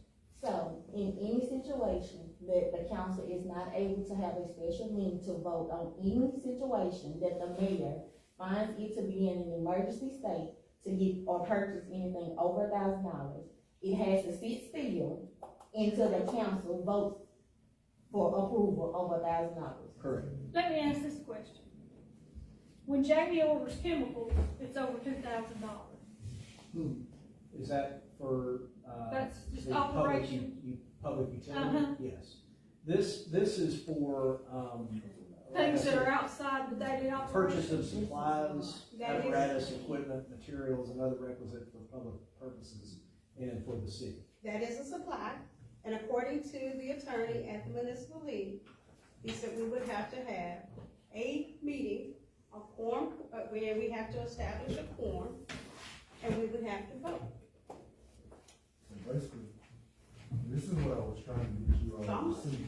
Everybody wants to stay stagnated, Not to read, don't follow. let it get, if you're gonna do it, let it get written correctly before you Because vote on it. the last time I checked, we got our full-time jobs. Ain't nobody gonna be able to meet just to approve a budget over $1,000. Well, it's passed. The only question is, the ordinance is passed. The only question is whether it goes into effect immediately or after publication. That's what the emergency clause is. So that's where it is, it's already, it's already. So let's answer my question. We would have to have a Can he quorum. place orders? He can, but we have to have a supplies? meeting To pay. to pay for it.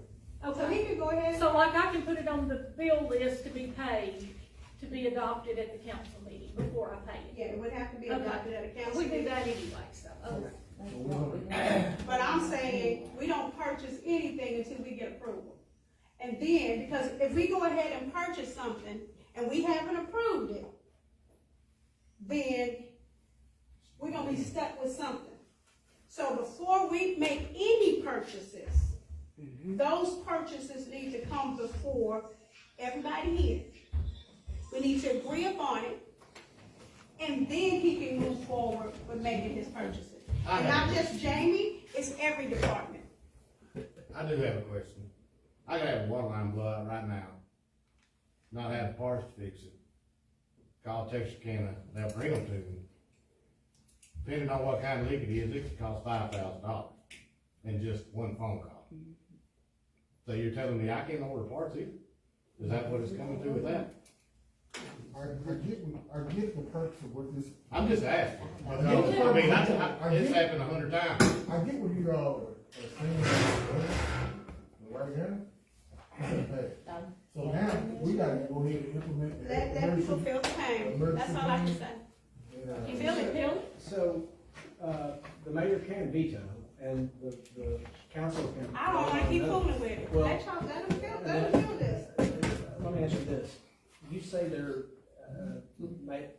wasn't an ordinance, about the $2,000 fee No. limit? It was just voted on at a council? I'm assuming that. Okay. I mean, I've been in this job for 20 years, So, and I was in the water department in the 90s, and it was always said that, but I've never seen it in writing. so how did that operate prior to this? I mean, the water department always made their purchases. We put them on this, list of bills to be paid that I give to the council. That we passed at the first of every meeting? But he cannot make any orders. I'm not going to be But we don't saying get- making we don't some get orders those and being bills. paid a month later. We don't get those Well, bills we- until they, come Till out. after it's already, leaks Already been done. fixed. Yeah. Yeah. So even if you think about our current processes, it doesn't support this. It hampers, it's very petty. But He's already done pay this, We somebody This makes is a motion for this emergency We got clause. emergency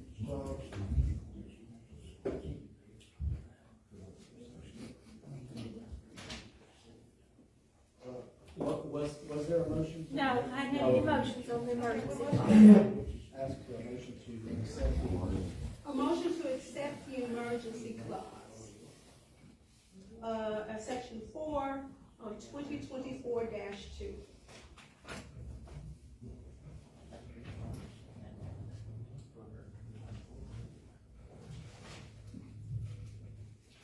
Hold on just a second, I'm looking for it. If there's no motion, it dies. on just the Emergency clause. emergency clause. So it'll go into effect if there is no motion after it's published. So when it goes into effect, so what we're saying is, if something happens, we can do nothing. We're a standstill. All because of So something. if we did, if we hadn't have changed it or the ordinance and it fell back to the original $2,000, what would you It's have not done? even an original ordinance in place for Okay, then. $2,000. So, So what we would you do? I would do what I've been doing. If there's a situation that has Okay. happened and he has There you something go. that leaks, right, Jamie? If you've had, like I've done in the past, correct? If there is an emergency leak, there is something that's over $2,000, or over $1,000, then what we do is we fix it. We order the part, I tell him to go to Texarkana, wherever he's going, go get it and go fix it. There's no reason to elaborate on that, because, Mr. Bonner kind of pretty much made it clear before we read it. Yeah. He said it was contradictory. And this is why I asked, if it was good to read it, if it wasn't read on the second, would it fall? This is why I asked that question, but it was voted on on the second reading and its third reading. I brought it, I couldn't tell you not to vote on it, because you voted on it. But what I'm saying is, if nothing had been done, she would have gone on and done it the way it's been done for 20 years. And what has been the problem with that? Well, that's why I'm asking We you. sit Well, I here, mean, you seconded it. Well, Yeah, so I So assume that you had, why that you not felt like you change it? needed to do it. we have, but I don't. we have sit here for years and watched previous mayors do some of the similar things. with the same thing. And I know we're trying to correct things that we have made mistakes in, but previous, I've said on this is my fourth message on it. But we need to move forward. Because it's been voted on. Emergency clause and failed. So what we have to do is to wait. Because we don't go in effect today. Get anything fixed now. Right, from me. Make a motion? So the motion, well, Emergency clause failed. it did fail, right? Yeah. So when does it take effect? After publication in the paper. 30 days, is it? It should be less than 30 days. It don't take that long. Tommy, you publish every Saturday, right? We, but we have to give everything to you by Saturday, so it'll get published Wednesday. So it'll go to Tommy on Saturday, before Saturday, and it'll be published in the next publication on Wednesday. That's how we'll do that. Prayerfully, won't nothing break or tear before we leave. We won't have to spend any money. We have to be responsible for the decisions that we make. And so that's why I asked for those individual votes as well. Be accountable for the decisions that you make. So what's the next item? All right, next item up, we can move on? All right, perfect. Thank you so much. The meeting with Mr. Drake, I did have a meeting with it, since he brought some things in front of us in public forum. I did want to address that and just provide that information with the council, because him and I actually met, on our own, together, just the two of us. And so, he did provide me with some pictures, of one of our officers that appeared to be asleep, in a police station, back in May, June, or July of 2022 or 2023. And I can say that because as I blew up the picture, there was a calendar that was behind, that was on the wall. And that calendar, it was fuzzy, but it looked like it was May, June, or July, at some summer month of 2022 or 2023. The concerns that I had, and I've already spoke with him about it, is that the picture doesn't seem to tell the whole story. Because what I don't know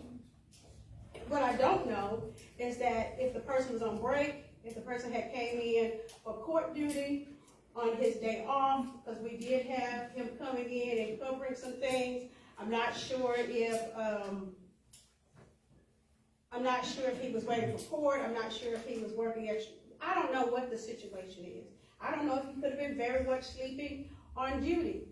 However, some concerns that bring it to me is a security issue, because the picture was here in this police station, in this department. And so security issues is my concern, is who took the picture, who had access to the building to be able to snap it at that point. And then the other concerns that I have is a lack of consideration and urgency. Like I told Mr. Drake at that time, is that my concern is that the date and the time, of course, was at least a year or more, and that information was never brought to me. I was told that according to Officer Drake, and I don't have, or Mr. Drake, he said he brought it up to maybe the previous chief. The previous chief and I, we met on a weekly basis. He never brought anything up to me in any of our meetings that was information that was brought to him. Also, I asked for the source of the report. Who provided the pictures? Is it an opportunity I can talk with that person? Because I needed to find out more information. That information was refused to me, that he was not going to release that information. So in conclusion, what happened is due to the tardiness of this matter and a lack of cooperation in the source, the date, I didn't know anything about the date of the incident, the time of the incident. I did the following, however. I did review the information with that staff member, and I covered what the expectations are while working and being here on duty. I also informed Mr. Drake that in the future, if there was any such matter that would arise from him and he had any concerns, it's for him to provide me that information in a timely manner, preferably upon discovery. And with more details, such as the date of the incident, the time, the name, the contact information of any witnesses, to file a formal written report. And so that was the result of that meeting. And I wanted to share it with you because it was brought here in front of the council, and I wanted you to know that I did have that meeting, and I did, and those are the steps that I took. Any questions? If there, I'm kind of, if that was taken here, I'm kind of concerned myself. my concern is security, definitely. Because no one should come past that building without going to any of these doors without the supervision of someone else. Because that is, it's kind of like,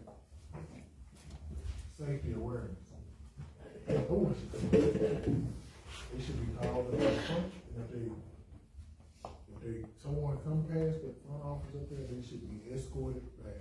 There should be someone with them at all times. Because if it's a female, you can say, nowadays, people sue for you. Things happen. You don't need to have no one back there alone with anyone else, interrogate. Of course, I went to the next office, but of course, I'm a councilman. And those are information that I need to know. Those are things I question, that I ask. I'm just a citizen, then I don't think they need to come past that front office, my opinion.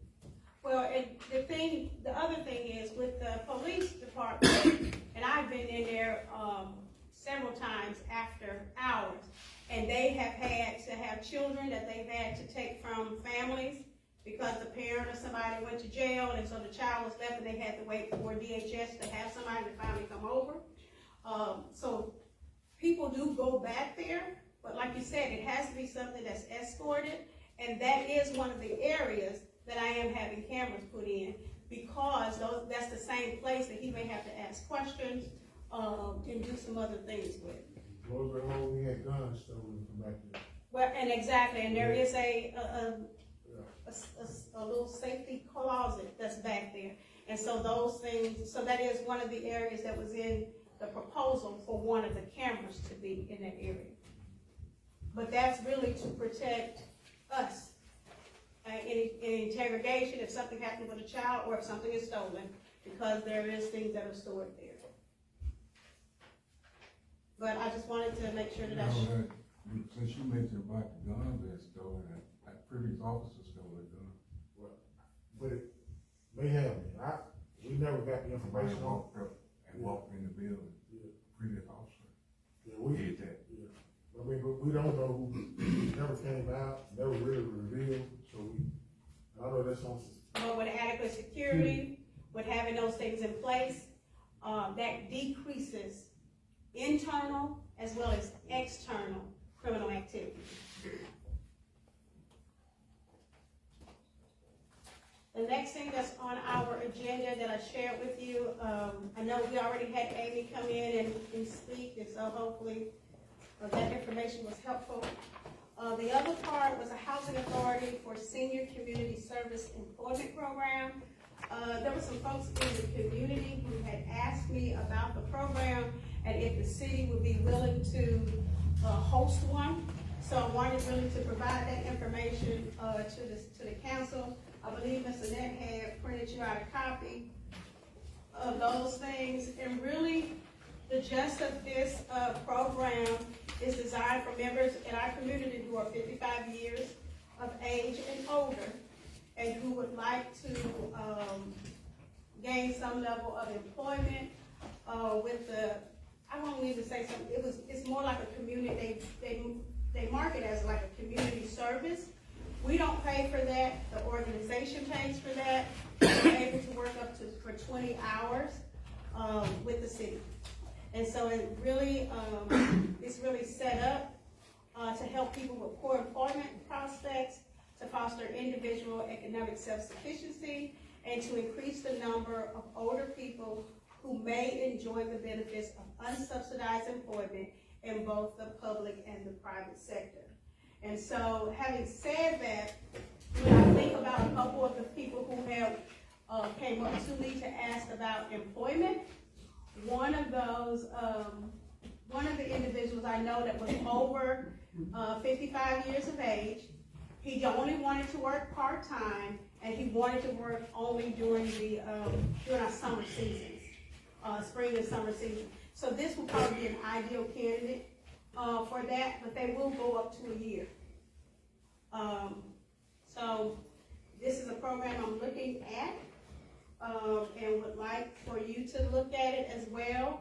And when I get on any of the calls with the State Department about this program and looking in more details how we move forward, you're more than welcome to participate in those meetings. But I did want to share that with you, and I also wanted the citizens of the community to know that this is one of the programs that we are looking for to help the elderly population gain some sort of unsubsidized funding or employment.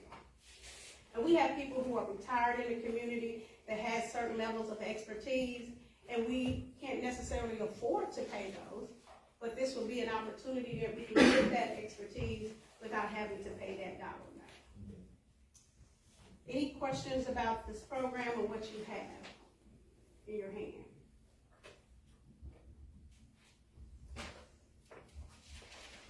If there's no questions there, we'll go ahead and move on to handbook. And in the handbook, there was a few items there that we wanted to discuss. I think it was travel. It's one of the first ones. So someone had talked about travel. Was that you, Joe? Okay, so you can go ahead and talk about what you wanted to discuss with travel. Okay, in the personnel policy handbook, chapter 5, is 5.10, miscellaneous leave. It states that, the city will pay all reasonable out-of-pocket expenses for lodging, travel costs, meals, etc., pursuant to its regular expense policy. And at the bottom of that, it says in parentheses that, note, an expense policy should be developed and distributed to all employees. And so, I think everyone received this email that I typed up for, the expense policy to be added to the handbook.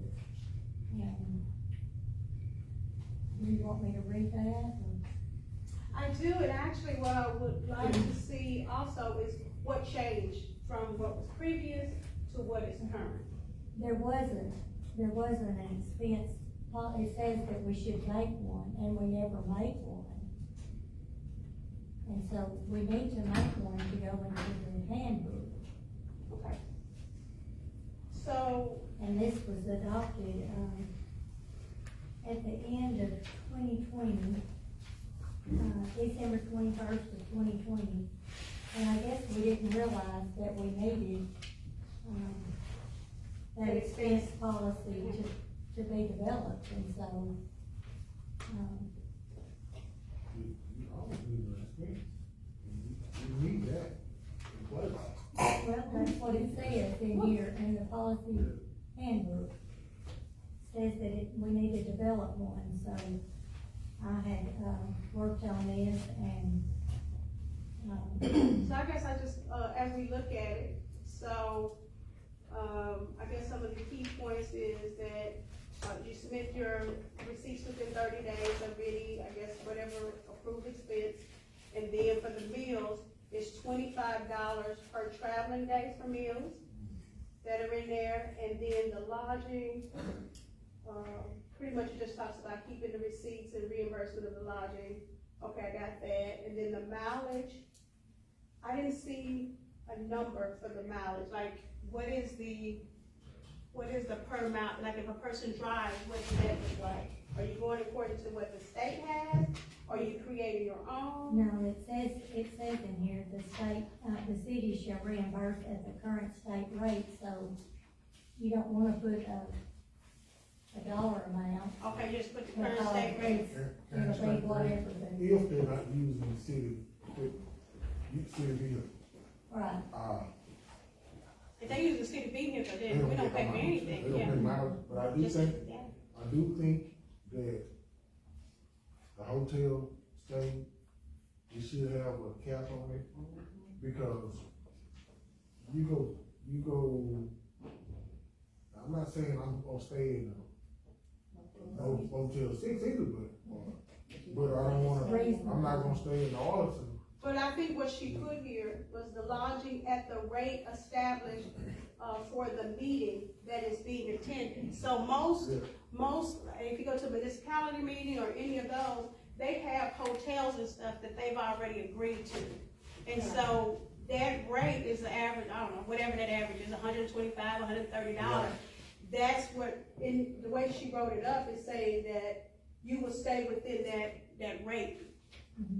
Right. So it's not establishing a dollar amount, but it's establishing, That rate, yeah, a premise, like, a baseline from which you can kind of, leverage that.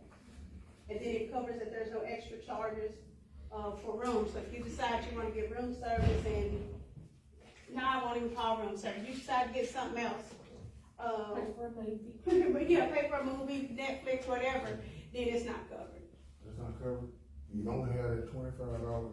The $25, that's a little low, but yeah, that's, You can eat $25. well, not for a day. Well, you need to, Usually if you go to a meeting, those yeah, days, use it, thank God, if they they have. So that's just like your, supper. $25 is what most people allow you. Most companies will allow, right? And, It doesn't matter, you just know that if your meal's $39, they only paying $25. because, let's put it. So I'm not gonna break my. And it needs to be put on there, no alcohol. I don't pay for alcohol. You put I it never on- had. and we be on different- Well, alcohol is Ticket, I not write, something I that- mark it out. Well, alcohol is less than we can come up with city. Official business, I don't pay for alcohol. That's so correct. definitely city business only. Did you read the agenda? Had a copy of the agenda? Yes, it had it on here, the original receipt. So with the policy, we just have to. That's a company to claim along with a copy of the Is it business just an agenda. amendment to the handbook? Yes. I would just ask for a, Limit to Oh. it. Handbook to no add. ordinance or resolution necessary. No, it's just adding it to the handbook. Original receipt must accompany the claim along with a copy of the business agenda. So somebody needs to make a motion to adopt this amendment. I don't know if you wanna read it or not, so the public knows what it says, but you can read it and then we'll make a motion on it. City employees shall be entitled to receive reimbursement of allowable travel expenses incurred in the conduct of official city business. In order to receive reimbursements, the city employee must submit receipts within 30 days. Meal reimbursement. The city will reimburse up to $25 per traveling day for meals. The original receipt must accompany the claim along with a copy of the business agenda. Lodging reimbursement. The city will reimburse for the lodging at a rate established for the meeting that is being attended. The city will not reimburse for any extra charges to the room. The original receipt must accompany the claim along with a copy of the business agenda. Mileage reimbursement. 1, the city shall reimburse at the current state rate established by the State Department of Finance and Administration. Reimbursement shall be based on mileage from Stamp City Complex to your destination using Google or MapQuest mileage calculator. 2, the city will not assume any responsibility for any maintenance, operational costs, accidents, and/or fines incurred by the owner of any vehicle used while on official city business for the city. 3, where more than one traveler is transported in the same vehicle, only the owner or his designee should be entitled to the mileage reimbursement. That is the only part. The only person that's driving. Because if we decide to ride together, I split gas with you. What? That is the only part that I just. I You won't, gotta trust your friends. that is the only part I disagree with on that. Cause if we split it, cause we already know what we make, we already know what we paying, if we ask them to do this, so, So that's almost like one person has to bear the expense yeah, until the receipts come back that is correct. So to I get think reimbursed, even though both parties may be out of money going, gone. Gotcha. I gotta wait till you get your check, before you give me my money back? No. Well, and I think what it's saying is that whoever decides to drive is deciding to be the person that requests the city to pay for the gas or the reimburse for the mileage. That's what Misty and I do when we go to meetings together. If she drives, Louisville pays for the mileage. If I drive, Stamps pays. And I get that, and trust me, I get that. But, you both know, that's an agreement that you both made. Yeah. But what if you both drove? Then each individual would Who have say to you pay did for drive? that. Who say that both of you did drive? That's something that you share, and sometimes it's a little bit too much information. But, again, I don't agree with that. The tail end of that, I said only one person.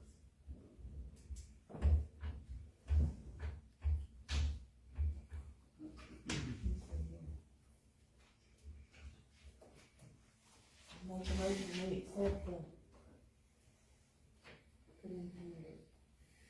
Expense Of the policy. expense policy. Second. First, is there a motion to accept, the handbook expense policy as written? I know, motion, second, I was saying, I needed to go ahead and do that for me. And then there's a second, all in favor? Ms. Hobart. Yes. Ms. Phillips. Yes, Mr. Satterwhite. Mr. Sterling. No. Ms. Dixon. Yes. Ms. Lowe. Yes. and that will you give this to all employees, I will. where they can have a copy to Just have them sign off on it. add to their handbook. All right, next thing, okay, the mileage, so that, I was just concerned about that because I was told that the mileage was one thing. I think the state mileage is what, 67 cents? 60? It is, but ours had not been updated in years, and it was 49 cents. 67 or 60? Well, 67 is federal. I think the state is 65. I think it's 67 is what our legislative officer told me. Yeah, I think that's federal, but when I looked up the state, it said 65.5. But I'll take the 67. And that's what we're supposed to pay, is, Federal, state. no, so. Yeah, state is 65.5. All right, next item, the FOIA. So one is, I think, at some point, it was said that we create a written form for the FOIA. And I believe I received that email. And I don't know if anybody else have received or looked at that. You got it on your. I've got some. I'll just turn it over to you. Okay, so a FOIA request can be either oral or written. There's no necessity it has to be written. Somebody can come up here and say, hey, I'd like to look at these documents. That is a valid FOIA request. We, out of an abundance of caution and you know, administrative economy, drafted a form here, for the city of Stamps, but in no uncertain terms, it says you are not required to fill out this form. However, filling it out does help the FOIA coordinator locate the appropriate information by having certain information listed on the form. And I think it would help some people, some citizens, kind of narrow and help them with their request. But again, there's no requirement that anybody fill this out. And it could be made over the phone, it could be made over email, you know, carrier pigeon. But we will have these at the city hall if anybody chooses to use them. And so, well, whether they choose to use them or not, the city protocol I'm asking for is that every FOIA request that comes in, even if somebody called in verbally, you put a number on it, because it says what the FOIA number is, so we know if we've had 4, 5, or 6. And then the other one is, even if they make it verbal, that you fill it out so we document how many FOIA requests comes in, what the request is for, and that's when the time starts ticking too. So right now, we don't have anything that says we are in compliance or out of compliance. Somebody can say, well, I asked for a FOIA request over a week ago or 2 weeks ago, and y'all didn't provide it for me within a timely manner. If you're doing verbal requests, there's nothing, it's their word and your word. But if it's written, then you have documentation of it. So what I'm saying is, even though we have this form, that all employees with verbal requests fill this out in its entirety and have a number with it. So we know how many how many requests we've had and what's the detail of that request and who's asking for it. So that's what this form is about. So just, I don't know if everybody got a chance to look at it, but we can pass it out so you look at it. So whether it's verbal or written or request, staff members are to fill this out, and those should be filed and kept at, in your office, and that be filed and kept there, so we're keeping track of those requests. Any questions about that and that procedure?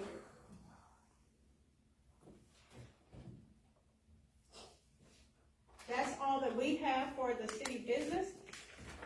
I don't know if anybody out in the audience, this is the time for, what we got, 2 minutes? We got a 2 minute, 2-3 minute, timer. I don't know if anybody have any questions, any requests, or anything that they want to bring before us, but this is your opportunity to do so. Did you follow that lead? Yeah, I have it, and I've already filed. You Yes, filed? yes, Good. ma'am. Thank you, I appreciate it. Anybody else? Anybody have anything? We had mentioned last meeting, but we never went through with it, about changing the time back when Anthony came back. Will that, if we change it back to 5 o'clock instead of 5:30? 5:30 works for me because I work at the school and my students usually finish tutoring about 4:30, but all parents don't necessarily come pick them up on time. And so I have to stay there until they leave. And so 5 o'clock will really put me in a crunch for that. So 5:30 still works for me. 5:30 works for me because I drive from both every day. I usually get off around 4, go out at 4. And I don't know about you, Jake, with your time, you just make it work on your day, your entrepreneurship. That's right. Well, I'm here today. As of right now, I'm here today. Okay, I'm I glad. think that's all I had on my If there's no further questions or anything, I'm gonna go ahead and make a motion. Adjourn. To adjourn. So moved. All in favor?